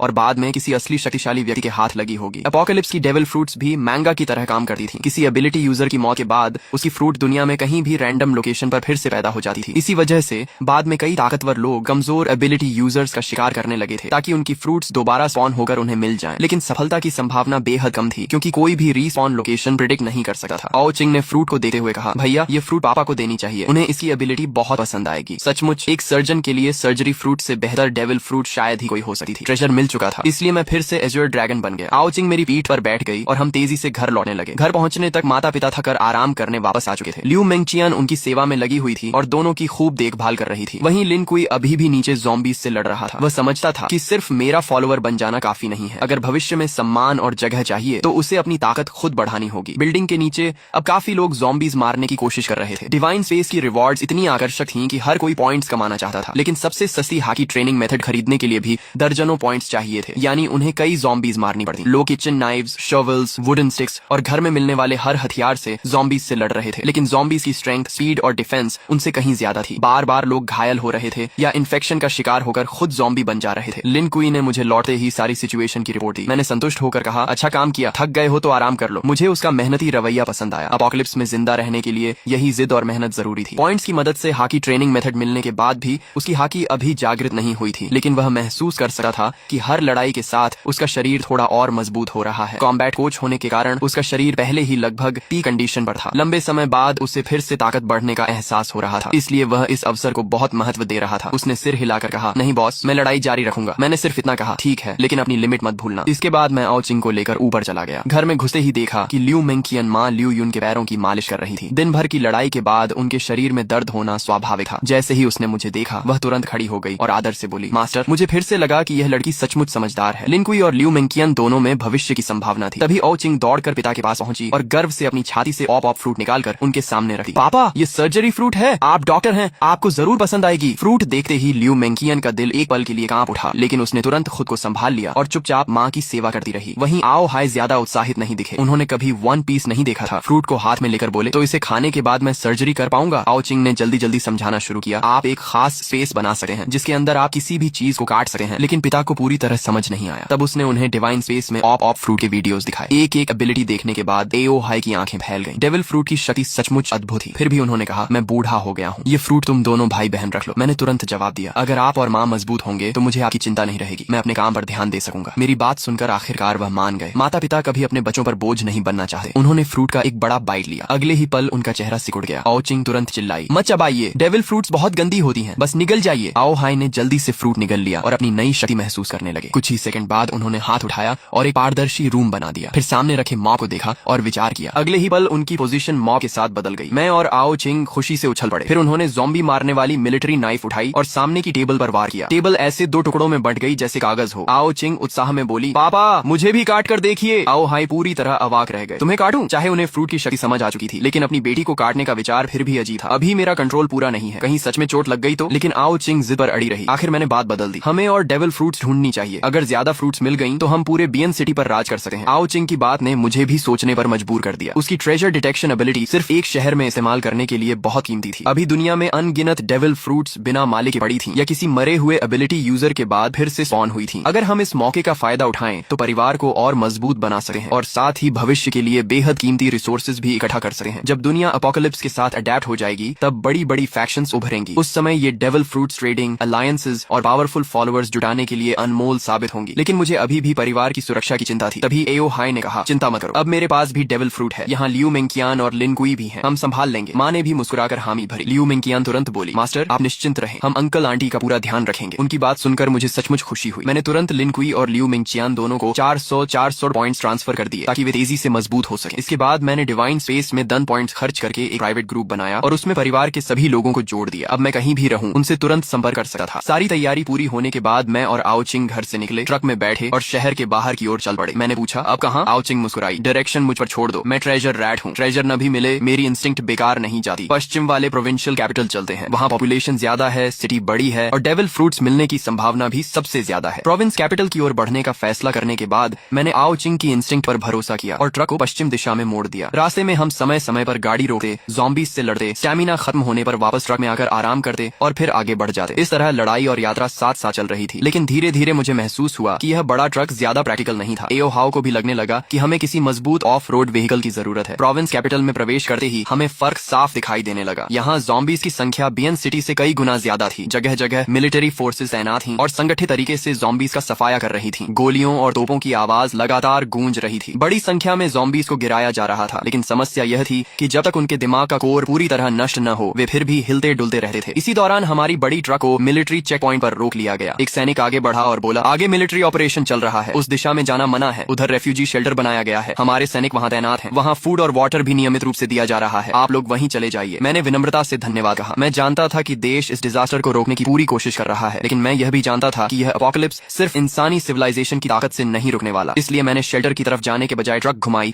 और दूसरा रास्ता पकड़ लिया। फिलहाल हमारे पास दुनिया को बचाने की ताकत नहीं थी। हम वापस एक पुराने क्रॉस रोड पहुंचे और फिर उत्तर दिशा में लगभग 7-8 किलोमीटर चलने के बाद दोबारा पश्चिम की ओर मुड़ गए। इस इलाके में मिलिट्री कंट्रोल नहीं था, इसलिए ज़ॉम्बीज अभी भी हर जगह फैले हुए थे। कभी कभी किसी बिल्डिंग के बाहर सर्वाइवर्स ज़ॉम्बीज से लड़ते दिखाई देते। वे किसी तरह कुछ ज़ॉम्बीज मारते, फिर तुरंत बिल्डिंग के अंदर लौट जाते, आराम करते और बाद में फिर बाहर आकर पॉइंट्स कमाने की कोशिश करते। हर कोई एपोकलिप्स में जिंदा रहने के लिए अपनी अपनी पूरी कोशिश कर रहा था। लेकिन उसी दौरान मेरी नजर एक और चीज पर पड़ी जिसने मेरा ध्यान खींच लिया। ये एक शानदार ऑफ रोड व्हीकल थी, सिविलियन वर्जन की आर्मर्ड व्हीकल जैसी मजबूत और भारी। इसमें मिलिट्री टारगेटिंग सिस्टम जैसी सुविधाएं नहीं थी, लेकिन बाकी हर चीज मौजूद थी। ये लगभग वही व्हीकल थी जिसकी मुझे तलाश थी। इस समय एक युवा उस व्हीकल के अंदर छिपा हुआ था। उसने डोर में एक छोटा सा होल बना रखा था और वहीं से एक लंबा स्पीयर बाहर निकालकर ज़ॉम्बीज पर हमला कर रहा था। हालांकि उसके लिए ज़ॉम्बी के सिर पर वार करना आसान नहीं था, लेकिन धीरे धीरे वह कुछ ज़ॉम्बीज मारने में सफल हो जाता था। मैंने अपनी ट्रक उस डोंगफंग मेंगशी व्हीकल के पास रोक दी। फिर मैं और आओचिंग नीचे उतरे। मैं ड्रैगन ह्यूमन फॉर्म में बदल गया और अपनी भारी बेसबॉल बैट घुमाते हुए आगे बढ़ा। ये बैट इतनी उपयोगी थी कि पॉइंट्स होने के बावजूद मैंने अब तक कोई स्पेशल वेपन एक्सचेंज नहीं किया था। दूसरी तरफ व्हीकल के अंदर छिपा युवक घबरा गया। उसने देखा कि उसके पास अचानक एक ट्रक आकर रुकी है। उसके दिल की धड़कन तेज हो गई। हे भगवान, एजर ड्रैगन बॉस, क्या एजर ड्रैगन बॉस भी मेरी गाड़ी लूटने आए हैं? वह अंदर बैठा बैठा तरह तरह की बातें सोचने लगा। लेकिन कुछ ही मिनटों में मैंने आसपास के सभी ज़ॉम्बीज खत्म कर दिए और उसकी व्हीकल की विंडो पर नॉक किया। युवक ने सावधानी से डोर खोला। उसे पता था कि अगर एज्योर ड्रैगन बॉस सच में उसकी व्हीकल चाहते तो उसे रोकने की कोई ताकत उसके पास नहीं थी, इसलिए सहयोग करना ही बेहतर था। मैंने सीधे कहा, एक ट्रक, आधा कंटेनर डीजल और बदले में मुझे तुम्हारी ये व्हीकल चाहिए। युवक कुछ सेकंड तक मुझे घूरता रहा। उसके चेहरे पर हैरानी साफ दिखाई दे रही थी। एक ट्रक और आधा कंटेनर डीजल मेरी मेंगशी के बदले? उसने मन ही मन सोचा कि मैं शायद उसकी व्हीकल सीधे छीन लूंगा, लेकिन मैं तो बाकायदा एक्सचेंज की बात कर रहा था। उसने जल्दी ही हिसाब लगा लिया। वैसे भी व्हीकल बदलने के बाद ट्रक उसके किसी काम की नहीं रहने वाली थी और इतना डीजल वह अकेले इस्तेमाल भी नहीं कर सकता था। लेकिन फिर उसे मेरी असली योजना समझ में आ गई। मैं असल में बहुत कम कीमत देकर एक बेहतरीन व्हीकल लेना चाहता था। अचानक उसने मुस्कुराकर कहा, बॉस, मुझे ट्रक नहीं चाहिए, डीजल भी नहीं चाहिए, मैं आपको व्हीकल फ्री में दे देता हूँ। मैं थोड़ा चौंका। फिर तुम्हें क्या चाहिए? युवक ने बिना झिझक जवाब दिया, बस मुझे अपने साथ ले चलिए। पिछले 2 दिनों में उसने एपोकलिप्स की असली भयावहता देख ली थी। अब उसके सामने एज्योर ड्रैगन जैसा ताकतवर व्यक्ति खड़ा था। अगर अभी उसने इस मौके को गंवा दिया तो शायद फिर कभी ऐसा अवसर नहीं मिलेगा। उसे साफ दिख रहा था कि यह एक ऐसी जांग है जिसे पकड़ना ही होगा। उसकी मोटी चमड़ी देखकर मैं कुछ पल के लिए निरुत्तर रह गया। यह आदमी सचमुच बेशर्म था। मैंने सिर हिलाया और कहा, मुझे अभी कुछ जरूरी काम है, मैं तुम्हें साथ नहीं ले जा सका। युवक का चेहरा तुरंत उतर गया, लेकिन मैंने आगे कहा, ऐसा करते हैं, मैं तुम्हें 30 पॉइंट्स देता हूँ, इससे तुम 3 colour hockey training method exchange कर सकते हो। बाकी का रास्ता तुम्हें खुद तय करना होगा। युवक की आंखें चमक उठी। बॉस, उसकी आवाज भावुक हो गई। आखिर एपोकलिप्स में शुरुआती 30 पॉइंट्स किसी खजाने से कम नहीं थे। मुझे साथ ले चलो ना, मैंने विल्डरनेस सर्वाइवल सीखी है, मैं बहुत सारे काम कर सकता हूँ, मुझे साथ ले चलो ना, मुझे साथ ले चलो ना। वह एपोकलिप्स एंथुसियास्ट था। उसने खास तौर पर यह मोटी सिविलियन आर्मर्ड व्हीकल बनवाई थी और पूरा सर्वाइवल इक्विपमेंट सेट भी तैयार किया था। देखिए, ये गाड़ी मैंने खुद कस्टम बनवाई है और ये सारे उपकरण भी मैंने ही तैयार किए हैं। मैं सच में बहुत काम आ सका हूँ, लेकिन मुझे अभी अपने काम करने हैं, इसलिए तुम्हें साथ ले जाना संभव नहीं है। हाँ, मैं तुम्हारे विला के सारे ज़ॉम्बी साफ कर सकता हूँ और तुम्हारे पास जो 30 से ज्यादा पॉइंट्स हैं उनसे तुम हॉकी ट्रेनिंग मेथड खरीद सकते हो और धीरे धीरे खुद भी मजबूत बन सकते हो। भले ही उसका मकसद पूरा नहीं हुआ, लेकिन हॉकी ट्रेनिंग मेथड मिलना भी कम नहीं था। कम से कम अब उसके पास इस एपोकलिप्स में सचमुच जिंदा रहने का सहारा था। मैं और आओचिंग उसके साथ उसके विला में गए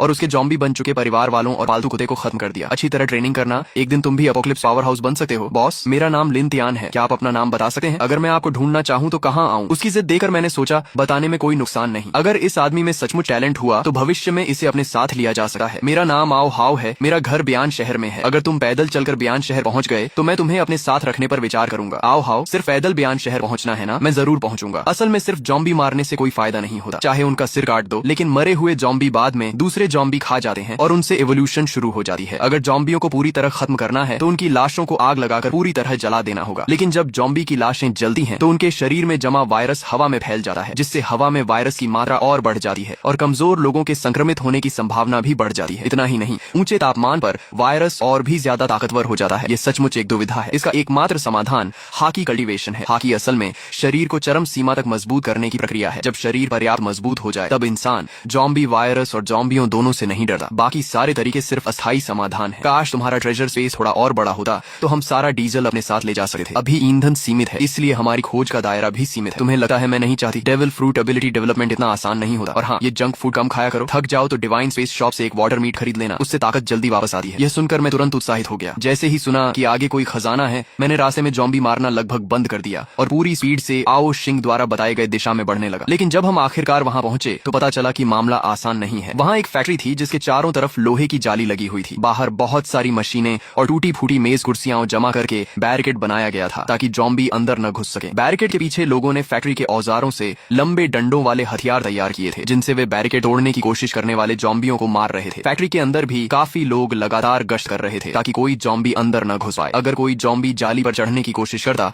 तो तुरंत कोई लंबा भाला लेकर उसे नीचे गिरा देता। ये जगह अब एक शुरुआती सेफ बेस बन चुकी थी और इससे साफ था कि यहाँ का नेतृत्व करने वाले लोग साधारण नहीं है। तुम गाड़ी में ही रहना, बाहर बहुत ज्यादा जॉम्बी हैं। ये तुम्हारे ट्रेनिंग के लिए सही जगह नहीं है। भैया, आप भी सावधान रहना। ये लड़का पागल है, देखते जाओ कैसे जॉम्बी इसे फाड़ डालेंगे। हाँ, ये 3 सेकंड भी नहीं टिकेगा। आसपास के सारे जॉम्बी मेरी तरफ आकर्षित हो गए, लेकिन मैंने फिर भी ड्रैगन ट्रांसफॉर्मेशन नहीं की, क्योंकि अब मैं कॉपर स्किन रेल्म तक पहुंच चुका था। मेरी पहले से अच्छी शारीरिक क्षमता और 1 महीने की कठोर ट्रेनिंग ने मुझे बेहद मजबूत आधार दिया था। ऊपर से मेरे पास हाकी जीनियस टैलेंट था, जिससे मैं सीधे हाकी जागृत कर चुका था। साथ ही मेरी ट्रेनिंग स्पीड दोगुनी थी और पैसिव ग्रोथ भी लगातार चल रही थी। इसी वजह से एपोकलिप्स के दूसरे ही दिन मैं कॉपर स्किन रेल्म तक पहुंच गया था। कॉपर स्किन रेल्म का मतलब सचमुच त्वचा का तांबा बन जाना नहीं होता। यह शरीर की बाहरी परत को मजबूत करने का पहला चरण होता है। जब त्वचा मजबूत हो जाती है तो शरीर को लगने वाले झटकों और हमलों का असर काफी कम हो जाता है। इसी के साथ ताकत, रक्षा, गति और रिकवरी भी बढ़ जाती है। एज यूर ड्रैगन फ्रूट मुझे बिना ट्रांसफॉर्म हुए भी अतिरिक्त शारीरिक शक्ति देता था, इसलिए मैं इंसानी रूप में भी आसानी से जॉम्बियों को मार सकता था और बिना क्षमता इस्तेमाल किए लड़ने से हाकी की ग्रोथ और तेज होती थी। उस गाड़ी को मैं पहचानता हूँ, वह डोंगफेंग मेंगशी आर्मर्ड व्हीकल है। वह आदमी आसानी से इस इलाके से निकल सकता था, लेकिन जानबूझकर हमारी बेस के सामने गाड़ी रोकर खड़ा है। जरूर उसकी नजर हमारी बेस पर है। क्या वह हमारी बेस छीनना चाहता है? क्या हमें लाओ झांग को बताना चाहिए? बॉस, बाहर एक बहुत बड़ा एक्सपर्ट आया है। उसने अकेले 100 से ज्यादा जॉम्बी मार दिए हैं और उसकी डोंगफेंग मेंगशी भी हमारी बेस के बाहर खड़ी है। सबको लगता है कि उसकी नजर हमारी बेस पर है। सचमुच बहुत खतरनाक इंसान है। जिस आसानी से वह जॉम्बी मार रहा है,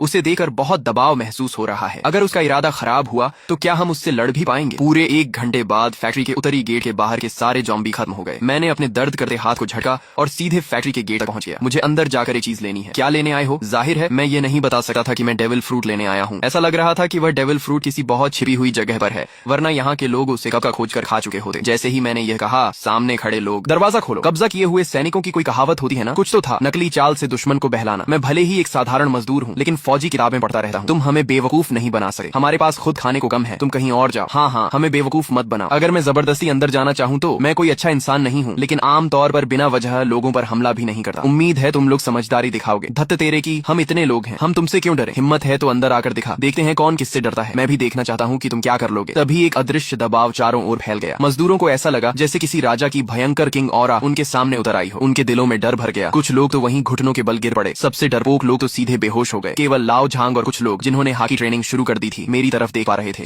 यह तो निश्चित रूप से कॉन्करर्स हाकी है। बॉस, इसे अंदर आने दीजिए। इसके सामने झुकना शर्म की बात नहीं है। हाँ, ताकतवर ही राजा होता है, इसमें शर्म कैसी? मैंने कॉन्करर्स हाकी छोड़ने के बाद बातचीत जारी रखने का इरादा छोड़ दिया था। समय बर्बाद करने का कोई मतलब नहीं था। मेरी बेसबॉल बैट पर काली चमक लिपट गई। मैंने पूरी ताकत से वार किया और मजदूरों द्वारा बड़ी मेहनत से बनाई गई बाधा एक ही झटके में टूट गई। लाओ झांग ने अपना हथियार कसकर पकड़ा, लेकिन आखिरकार हमला करने की हिम्मत नहीं जुटा पाया। शायद वह सोच रहा था कि जॉम्बी का सिर ज्यादा मजबूत है या उसका अपना। आओ चिंग, इधर आओ। मेरी आवाज सुनते ही आओ। चिंग ने चाबी निकाली, गाड़ी से कूदकर नीचे उतरी और उछलती कूदती मेरी तरफ दौड़ी। वह अपनी छोटी नाक से सूंघती हुई मुझे गोदाम गोदाम के पीछे ले जाने लगी। क्या बात है, हट जा यहाँ से छोटे बदमाश, क्या कहा तूने? मुझसे ऐसे बात करने की हिम्मत कैसे हुई? अभी तुझे दरवाजे पर लटका दूंगी। और साथ में इतनी खूबसूरत लड़की भी लाया है, किस क्लब से उठाकर लाया है इसे? अभी इसे फैक्ट्री के लड़कों के साथ। श्याओ यान, इसे मार डालो, मैं इससे लड़ूंगा। भाइयों सब साथ आओ, हमारी औरत का अपमान हुआ है, इस दुष्ट को नहीं छोड़ना चाहिए। अगर कोई मुझे गाली देता तो शायद मैं नजरअंदाज कर देता, लेकिन अगर कोई मेरे परिवार को गाली दे तो मैं उसे खून की कीमत चुकवाता हूँ। आओ चिंग। कई बार इंसानों का दिल ज़ॉम्बियों और राक्षसों से भी ज्यादा डरावना होता है। अब तुम ज़ॉम्बी मार सकती हो, लेकिन क्या तुम इंसान को मार सकती हो? व्यवस्था खत्म हो चुकी है। अगर कोई तुम्हारा अपमान करे या तुम्हें सताए तो उसे खून से सबक सिखाना होगा। अगर इस एपोकलिप्स में जीना है तो बेकार की दया छोड़नी होगी। जो मुझे नहीं छेड़ेगा मैं उसे नहीं छेड़ूंगा, लेकिन जो मुझे छेड़ेगा वह चाहे कितनी भी दूर हो उसे खत्म कर दूंगा। वह डेविल फ्रूट यूजर है। आओ चिंग, एपोकलिप्स रूल याद रखो, जड़ से खत्म करो। अगर दुश्मनी पैदा हो गई है तो भविष्य का खतरा भी खत्म कर दो। भैया जिसने आपको गाली दी वह तो मर चुका है, बाकी लोग निर्दोष हैं, उन्हें छोड़ दो। आओ चिंग, यही तो एपोकलिप्स है। छोटी सी बहस भी जानलेवा संघर्ष में बदल सकती है, और हर संघर्ष का अंत किसी न किसी की मौत या चोट से ही होता है। पिछले जन्म में मुझे लगा था कि सिर्फ अपने दुश्मन को मार देना काफी है। मुझे लगता था मैं काफी निर्दयी हूँ, लेकिन आखिर में मेरी वही बेवजह की दया मेरी मौत का कारण बनी। इस जन्म में चाहे लोग मुझे शैतान ही क्यों न कहें, मैं फिर कभी नरमी नहीं दिखाऊंगा। हम उस जगह पहुंचे जिसे आओ चिंग महसूस कर रही थी। ये फैक्ट्री की कैंटीन का फूड स्टोरेज था। मैंने एक ही वार में दरवाजा तोड़ दिया और नीचे दबे हुए एक फलों की टोकरी में छिपा डेविल फ्रूट निकाल लिया। यह भी एक ऐसा फल था जिसे मैं पहचान नहीं पा रहा था, लेकिन जैसे ही मैं फैक्ट्री के गेट तक पहुंचा मैंने देखा कि मेरी गाड़ी गायब थी। हालांकि आओ चिंग चाबी निकाल चुकी थी, लेकिन दुनिया में ताले खोलने वाले उस्तादों की कमी नहीं थी। मैं तुरंत एज़्योर ड्रैगन बन गया और आओ चिंग को लेकर आसमान में उड़ गया। कुछ ही देर में मुझे अपनी गाड़ी दिखाई दे गई। मैं आसमान से नीचे झपटा और एक ही टक्कर में गाड़ी पलट दी। बॉस प्लीज मुझे मत मारिए, प्लीज वापस गाड़ी में बैठने के बाद आओ। चिंग पूरे रास्ते चुप रही। आज उसने पहली बार मुझे इतनी बेरहमी से लोगों को मारते देखा था। उसे लग रहा था जैसे मैं उसका वही पुराना भाई नहीं हूँ। आप बहुत डरावने हो। आओ चिंग, याद रखो अब एपोकलिप्स है। हमारे परिवार के अलावा किसी पर भी आसानी से भरोसा नहीं किया जा सकता। भैया क्या आप रीबर्थ होकर आए हो? क्या आप सच में दोबारा जन्म लेकर आए हो? मैं अंदर ही अंदर चौंक गया। क्या मैंने कहीं कोई गलती कर दी थी? इसे अचानक ऐसा क्यों लगा? आपने पागलों की तरह राशन जमा किया, माँ को छुट्टी लेकर इसे घर लाने के लिए मजबूर किया, और आपको सब कुछ पहले से पता था, और घर लौटने के बाद से आप बिल्कुल बदल गए हो। ऐसा लगता है जैसे आप कोई और इंसान हो। मेरे हिसाब से इसके सिर्फ दो कारण हो सकते हैं, या तो आप रीबर्थ होकर आए हो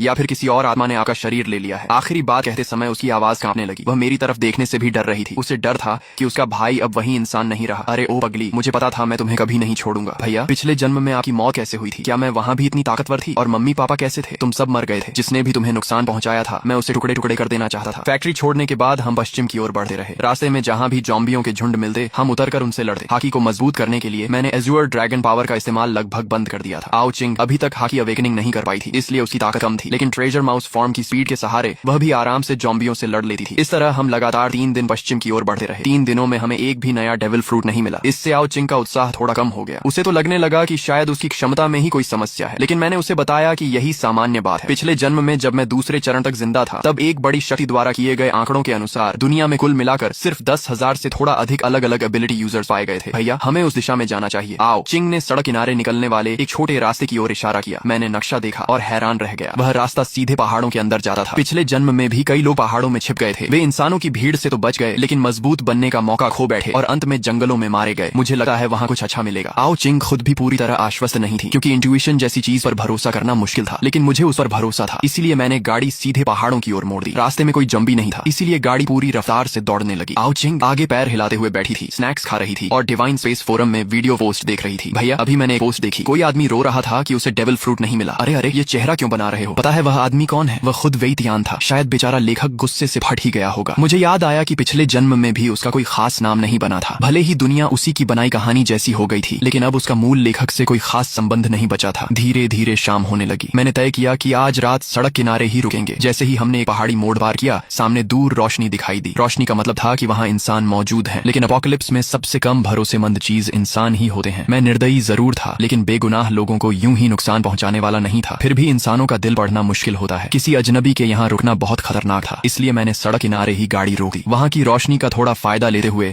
हमने वहीं रात बिताने का फैसला किया। आओ चिंग ने गाड़ी के पीछे से कैंपिंग इक्विपमेंट निकाला और एक बड़ा टेंट लगाना शुरू कर दिया। हालांकि एपोकलिप्स बेहद खतरनाक था। मेरी सावधानी भरी देखभाल में आओ चिंग को कोई डर नहीं लगा, बल्कि उसे एक तरह का एक्साइटमेंट महसूस हुआ। भाई क्या हुआ? ये सी झोंग क्या है? यानी ये किस चीज का एंट्री पॉइंट है? भाई क्या आपने कभी ज़ॉम्बी की आवाज सुनी है? ज़ॉम्बी तो वैसे बोलते नहीं है, क्योंकि उनका शरीर सड़ चुका होता है और उनकी वोकल कॉर्ड्स भी खराब हो जाती हैं, इसलिए वे आवाज नहीं निकाल सकते। लेकिन जैसे जैसे ज़ॉम्बी इवॉल्व होते हैं उनका शरीर धीरे धीरे रिपेयर होने लगता है और उन्हें बेसिक ह्यूमन फंक्शंस वापस मिलने लगे हैं, जैसे आवाज निकालना। लेकिन इसके लिए कम से कम 1 स्टार ज़ॉम्बी होना जरूरी होता है। अभी जो ज़ॉम्बी हैं वे बिना लेवल के हैं, उनकी ताकत थोड़ी ज्यादा होती है और हड्डियां सख्त होती हैं, लेकिन उन्हें हराना मुश्किल नहीं होता। यहाँ तक कि आम इंसान भी उन्हें मार सकता है। लेकिन जब वे वे इंसानी मांस खाकर खुद को रिपेयर कर लेते हैं तो उनकी स्पीड और स्ट्रेंथ बढ़ जाती है और वे ह्यूमन लाइक कॉम्बैट भी इस्तेमाल करने लगते हैं। तब वे 1 स्टार ज़ॉम्बीज यानी मीट ईटर्स बन जाते हैं और उन्हें हराने के लिए कम से कम कॉपर स्किन रियल्म चाहिए होता है। यह जगह अब सुरक्षित नहीं है, तुम कार में वापस जाओ। अगर सिर्फ सामने वाले ज़ॉम्बी होते तो ठीक था, लेकिन अगर 2 स्टार ज़ॉम्बी आ गया तो हम खतरे में पड़ जाएंगे। मैं अभी सिर्फ कॉपर स्किन रियल्म में हूँ और ज़ॉम्बीज से लड़ने के लिए आयरन बोन रियल्म चाहिए, लेकिन अभी अपोकलिप्स को शुरू हुए सिर्फ 5-6 दिन ही हुए हैं, इसलिए ज़ॉम्बीज इतनी जल्दी इवॉल्व नहीं होने चाहिए। मैंने आओ चिंग को गाड़ी में भेज दिया और ह्यूमन ड्रैगन फॉर्म में स्टील की छड़ लेकर आवाज की दिशा में बढ़ गया। पास जाकर देखा तो एक पुराना टूटा हुआ मंदिर था जो पहाड़ी इलाके में था और बहुत जर्जर हालत में था। पक्का ये दुनियावी बिजनेस की पैकेजिंग वाला टाओइस्ट टेम्पल नहीं है, यहाँ सच में असली टाओइस्ट प्रीस्ट होंगे। मेरे चेहरे पर काली लकीरें पड़ गईं। इतना बड़ा गंजा सिर और मेंटल क्वालिटी इतनी कमजोर। मैं पैर उठाकर टाओइस्ट टेम्पल में घुसने ही वाला था कि तभी मुख्य हॉल की जर्जर दीवार जोरदार आवाज के साथ ढह गई। एक काली त्वचा वाला टाओइस्ट रोब पहने बूढ़ा आदमी पागलों की तरह एक इंसान के ऊपर झपटा हुआ था और उसे नोच नोच कर खा रहा था। जमीन पर कई विक्टिम्स की लाशें बिखरी पड़ी थीं। दृश्य बेहद भयानक था। बूढ़े टाओइस्ट प्रीस्ट ने आवाज सुनी और पीछे मुड़कर देखा। जिस पल उसकी नजर मेरी नजर से मिली, मेरे मन में तुरंत ख्याल आया कि गड़बड़ हो गई। ये फ्लैश ईटर नहीं बल्कि ज़ॉम्बी है। बूढ़ा टाओइस्ट प्रीस्ट खाते समय भी अपने शरीर को बिल्कुल सीधा रखे हुए था। उसके सूखे हाथों पर नुकीले क्लॉज उगे हुए थे और उसके मुंह में 4 नुकीले दांत थे। ये साफ तौर पर ज़ॉम्बी की पहचान थी। ज़ॉम्बी फ्लैश ईटर होते हैं। आगे इवॉल्व होने के दौरान वे अपने शरीर को मजबूत करने के लिए बड़ी मात्रा में ज़ॉम्बी वायरस का उपयोग करते हैं, लेकिन इससे वायरस शरीर के अंदर जमा हो जाता है और पूरी तरह डाइजेस्ट होने से पहले की अवस्था में रह जाता है। जमा हुआ वायरस ज़ॉम्बी के शरीर को कठोर बना देता है, लेकिन साथ ही उसे कॉपर स्किन और आयरन बोन्स जैसा मजबूत शरीर भी दे देता है, जिससे उसे मारना बेहद मुश्किल हो जाता है। अच्छी बात यह है कि उसकी फेटल वीकनेस अब भी उसका सिर ही है। जब तक उसका सिर काट दिया जाए या पूरी तरह कुचल दिया जाए वह मर जाएगा। इतने सुनसान इलाके में भला उसे इवॉल्व होने के लिए इतना वायरस कहाँ से मिला होगा। तभी वह ज़ॉम्बी टाओइस्ट प्रीस्ट अपने हाथ में पकड़ी आधी खाई हुई लाश को फेंककर एक छलांग में मेरी तरफ झपटा। ज़ॉम्बी का शरीर भले ही कठोर था, लेकिन इस छलांग के बाद वह पल भर में मेरे सामने पहुंच गया। मैंने जल्दी से बेसबॉल बैट उठाकर बचाव किया। ज़ॉम्बी ने एक ही बार में काट लिया और बेसबॉल बैट पर 4 गहरे दांतों के निशान बन गए। मैंने उसके चेहरे की ओर जोर से एक गर्म सांस छोड़ी, लेकिन उससे केवल उसके बाल और कपड़े जल पाए। उसकी त्वचा और मांस थोड़ा काला जरूर पड़ गया, लेकिन उसे कोई खास नुकसान नहीं हुआ। ज़ॉम्बी टाओइस्ट प्रीस्ट गुस्से में दहाड़ा और अपने नुकीले क्लॉज लहराते हुए फिर से मेरी ओर झपटा। थंडर बागवा। भले ही मैं कॉन्करर हकी कोटिंग इस्तेमाल नहीं कर सकता था, लेकिन बिजली से लिपटी हुई बेसबॉल बैट में सचमुच थंडर बागवा जैसी कुछ ताकत आ गई थी और फिर एक जोरदार धमाके के साथ और फिर हल्की दरार पड़ने की आवाज आई। यह खास तौर पर मोटी और भारी बनवाई गई बेसबॉल बैट सीधे बीच से टूट गई और इसकी उपलब्धि सिर्फ इतनी थी कि उसने ज़ॉम्बी की खोपड़ी में एक छोटी सी दरार डाल दी। ज़ॉम्बी टाओइस्ट प्रीस्ट ने फिर एक दहाड़ लगाई और अपने सड़े हुए बदबूदार नुकीले दांत दिखाते हुए मेरी तरफ झपटा। आओ चिंग, जमीन के अंदर घुस जाओ। जब तक मैं इसे मार न दूं बाहर मत निकलना। मैंने सोचा था कि यह सिर्फ एक फ्लैश कॉर्प्स होगा, लेकिन यह तो 2 सितारा ज़ॉम्बी निकला। ऐसे ज़ॉम्बी के पास भयानक ताकत, कॉपर स्किन और आयरन बोन्स होते हैं। मानव सभ्यता के आर्मर्ड व्हीकल्स भी इसके सामने बेकार हैं। आओ चिंग जानता था कि वह मेरी मदद नहीं कर सकता, इसलिए तुरंत ट्रेजर माउस में बदलकर जमीन के अंदर घुस गया। इस समय मैं थोड़ा हाँफ रहा था। लगातार 2 बार हीट ब्रेथ और बिजली की शक्ति का इस्तेमाल करने से मेरी स्टैमिना तेजी से खत्म हो रही थी। ऊपर से अभी अभी के प्रहार ने मेरे शरीर के अंदर ब्लड एनर्जी को भी उथल पुथल कर दिया था। ज़ॉम्बी टाओइस्ट प्रीस्ट ने फिर छलांग लगाई और पल भर में मेरे करीब पहुंच गया। उसकी 10 काली सूखी उंगलियां नुकीले क्लॉज की तरह सीधे मेरी ओर बढ़ी। मैंने जोर से दहाड़ लगाई और अपने ड्रैगन क्लॉज से उसकी कलाई पकड़ ली। दोनों के बीच ताकत की सीधी टक्कर शुरू हो गई। हालांकि यह ज़ॉम्बी 2 सितारा स्तर तक पहुंच चुका था और सिद्धांत रूप से इसे टक्कर देने के लिए इंसानों को आयरन बोन रेल्म में होना चाहिए था, लेकिन एज्योर ड्रैगन द्वारा मजबूत किए गए शरीर की बदौलत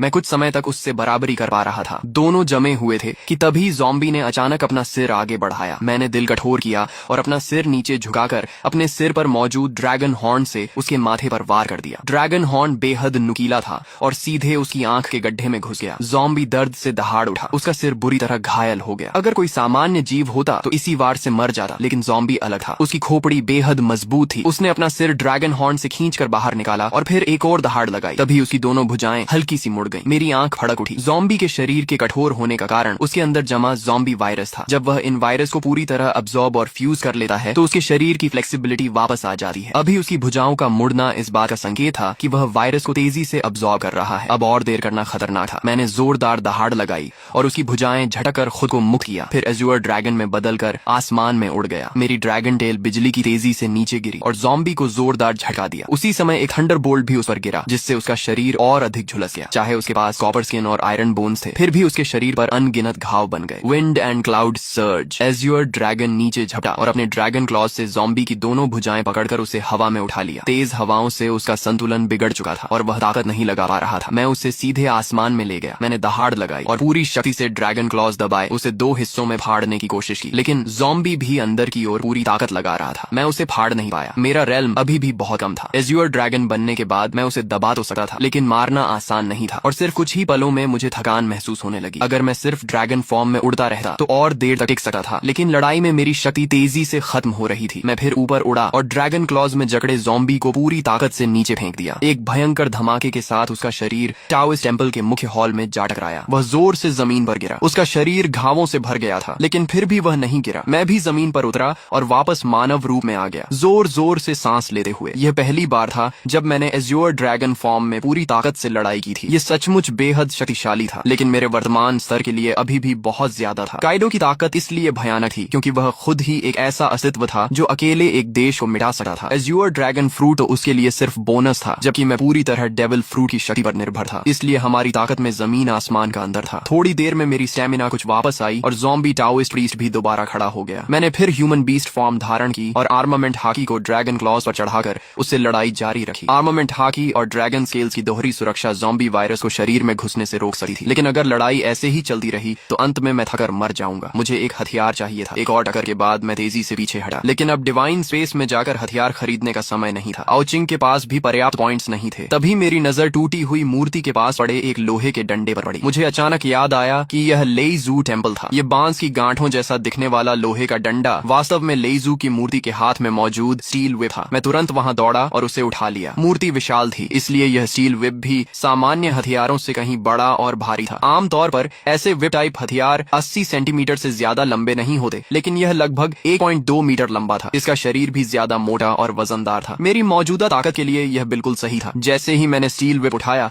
ज़ॉम्बी टाओइस्ट प्रीस्ट फिर से मेरी ओर टूट पड़ा। उसका शरीर लगभग बिखर चुका था, लेकिन उसकी आक्रामकता अब भी कम नहीं हुई थी। मैंने अपनी पूरी शक्ति से अंतिम प्रहार किया। इसके बाद मैं ह्यूमन बीस्ट फॉर्म से बाहर निकल आया। मेरे हाथों में इतनी ताकत नहीं बची थी कि उस भारी स्टील व्हिप को पकड़े रख सकूं। मैंने उसे जमीन पर गिरा दिया और पूरे शरीर में असहनीय दर्द और कमजोरी महसूस होने लगी। जमीन के नीचे छिपा आओ छिंग जब लड़ाई की आवाजें बंद हुई तो सावधानी से बाहर निकला। मुझे जमीन पर बैठा हांफते देकर वह दौड़ कर आया और मुझे रैट मीट तथा फ्रेश वाटर लाकर दिया। थोड़ी देर आराम करने के बाद हम दोनों टूटे हुए टोइस टेम्पल के अंदर गए। प्रवेश द्वार पर मिला वह गंजा आदमी लड़ाई के प्रभाव में पहले ही मर चुका था। मंदिर के अंदर हर जगह टूटी हुई मूर्तियां और बिखरे हुए सामान पड़े थे। जमीन पर कई विक्टिम्स की लाशें थीं। पीछे का हॉल वह जगह थी जहां बूढ़ा टाओइस्ट प्रीस्ट रहा करता था। मुख्य हॉल ढहने के बावजूद यह हिस्सा अब भी सही सलामत था। यहाँ सुरक्षित होना चाहिए। मैंने फैसला किया कि आज रात यहीं आराम करेंगे। मैंने आर्मर्ड व्हीकल को दरवाजे के सामने खड़ा कर दिया ताकि कोई इंसान या ज़ॉम्बी अंदर न आ सके। फिर एक कुर्सी लेकर आंगन में बैठ गया और रात के आसमान को देखने लगा। तभी मेरे मन में एक विचार आया और मेरी चेतना डिवाइन स्पेस में प्रवेश कर गई। चूंकि तुम पहले व्यक्ति हो जिसने स्टार रैंक ज़ॉम्बी को मारा है, तुम्हें एक रिवॉर्ड मिलेगा। और क्योंकि तुमने अपोकलिप्स शुरू होने के 10 दिनों के भीतर स्टार रैंक ज़ॉम्बी को मारा है, रिवॉर्ड क्वालिटी बढ़ा दी गई है। साथ ही तुमने सीधे 2 स्टार ज़ॉम्बी का वध किया है, इसलिए रिवॉर्ड क्वालिटी एक बार फिर बढ़ाई गई है। कृपया नीचे दिए गए 3 टाइटल्स में से एक चुनो। टाइटल। ये सुनते ही मैं उत्साहित हो गया। टैलेंट की तरह ही टाइटल भी बेहद दुर्लभ चीज थी। पिछली जिंदगी में मैंने इतनी मेहनत की थी, फिर भी मुझे कभी कोई टाइटल नहीं मिला। पहला टाइटल ज़ॉम्बी किलर, ज़ॉम्बीज को होने वाला डैमेज स्थायी रूप से 2 गुना। दूसरा टाइटल बाउंटी हंटर, ज़ॉम्बीज को मारने पर मिलने वाले पॉइंट्स स्थायी रूप से 2 गुना। तीसरा title divine member, divine space का सम्मानित सदस्य बनो। तुम्हें एक बार किसी वस्तु को 90% डिस्काउंट पर खरीदने का मौका मिलेगा और भविष्य में डिवाइन स्पेस की हर खरीद पर 20% डिस्काउंट मिलेगा। तीनों टाइटल्स बेहद आकर्षक थे। तेजी से मारना और ज्यादा कमाना दोनों शानदार थे। सामान्य तौर पर तेजी से मारना बेहतर होता क्योंकि उससे कमाई भी बढ़ती और अधिक शक्तिशाली ज़ॉम्बीज को चुनौती देना भी संभव होता, लेकिन ये दोनों भी तीसरे टाइटल के सामने फीके थे। डिवाइन मेंबर, एक बार 90% डिस्काउंट और हमेशा के लिए 20% डिस्काउंट। डिवाइन स्पेस में 2 यूनिक एक्सचेंज आइटम्स थे, invisible black blood line factor और डेविल फ्रूट के साइड इफेक्ट्स हटाने वाली डीमन ट्रांसफॉर्मेशन पोशन। दोनों की कीमत 100 मिलियन पॉइंट्स थी, लेकिन 90% डिस्काउंट से उन्हें सिर्फ 10 मिलियन पॉइंट्स में लिया जा सकता था और बाकी सारी खरीदारी भी सस्ती हो जाती। मैं इस सुविधा का इस्तेमाल करके बीच का व्यापारी बनकर भारी मात्रा में पॉइंट्स कमा सकता था। सोचने की जरूरत ही नहीं थी, मैंने तुरंत तीसरा टाइटल चुन लिया, डिवाइन मेंबर। इसके बाद मैंने अपना पर्सनल पैनल खोला। नाम आओ हाउ, talent hockey genius, title divine member, devil fruit fish fruit azure dragon form, realm broken body copper skin, equipment लेईजू व्हिप टेल, पॉइंट्स 9655। मैंने अचानक देखा कि इक्विपमेंट सेक्शन में सचमुच कुछ मौजूद था। लेईजू व्हिप, मैंने अपने पास रखे उस बैम्बू जॉइंट स्टील व्हिप को देखा। ये लेईजू टेम्पल में पूजी जाने वाली लेईजू की मूर्ति का हथियार था, लेकिन आखिर यह तो एक सामान्य वस्तु ही थी। फिर इसे इक्विपमेंट क्यों माना गया और इसके साथ ये टेल शब्द भी क्यों जुड़ा था। मेरी पुरानी बेसबॉल बैट ने भी तो इतने ज़ॉम्बीज मारे थे। फिर उसे कभी इक्विपमेंट नहीं माना गया। मैंने स्टील वे को अपनी गोद में रखा और ध्यान से उसका निरीक्षण करने लगा। आखिर इसमें ऐसा क्या खास था? स्टील वे पूरी तरह जंग खा चुकी थी। साफ था कि यह कई सालों से यहाँ रखी हुई थी और शायद हजारों लोगों ने इसकी पूजा की होगी। इसमें कुल 18 जोड़ जॉइंट्स थे और हर जोड़ पर कुछ टाओइस्ट सिंबल्स और टैलिस्मन्स बने हुए थे। मैं सोच में पड़ गया। डेविल फ्रूट अप्रेजल फीस सिर्फ 8000 पॉइंट्स थी। मेरे लिए ये कोई बड़ी रकम नहीं थी, लेकिन अभी इसकी कोई खास जरूरत भी नहीं थी। फिलहाल हमें उस फ्रूट की आवश्यकता नहीं थी। जब हम वापस घर पहुंचेंगे तब इसकी पहचान कर लेंगे। इसी दौरान दूसरी तरफ एक बड़ा हादसा हो चुका था। हमारे ऊपर वाली मंजिल में रहने वाले चेन फैमिली के बाप बेटे को पता चल गया था कि हमारे पास बहुत सारा राशन जमा है। उस समय घर में सिर्फ माँ और लियू मेंकियन थी। डैड और लिनकुई नीचे ज़ॉम्बीज से लड़ने गए हुए थे। चेन फैमिली के बाप बेटे ने मौका देकर माँ और लियू मेंकियन पर हमला कर दिया ताकि वे घर और राशन पर कब्जा कर सकें। शुक्र है कि लियू मेंकियन पहले से सतर्क थी। जैसे ही उन्होंने हमला किया उसने तुरंत पलटवार किया और दोनों को मार डाला। माँ ये सब देखकर बहुत डर गई थी। हालांकि उन्होंने भी पहले ज़ॉम्बीज को मारा था, लेकिन किसी इंसान को अपने सामने मरते हुए देखना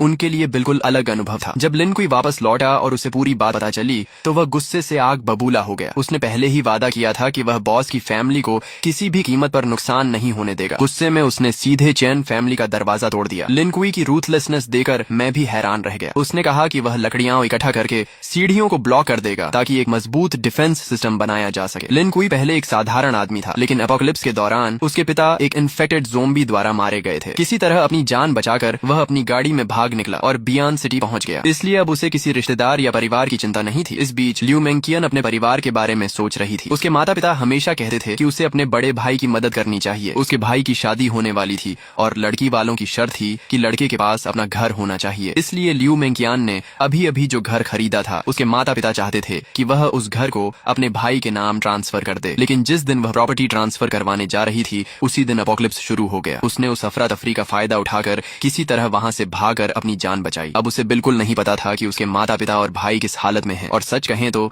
अब उसे इस बात की भी ज्यादा परवाह नहीं थी कि वे जीवित हैं या मर चुके हैं। तो भाई लोग, फिलहाल इस स्टोरी के आगे के पार्ट्स अभी तक नहीं आए हैं। जैसे ही आगे के न्यू पार्ट्स आएंगे मैं उन्हें इसी चैनल पर अपलोड कर दूंगा। अगर आपको ये स्टोरी पसंद आई हो तो वीडियो को लाइक कर दो, चैनल को सब्सक्राइब कर लो और बेल आइकॉन ऑन कर लो ताकि अगला पार्ट आते ही आपको सबसे पहले मिल सके। मिलते हैं नेक्स्ट पार्ट में।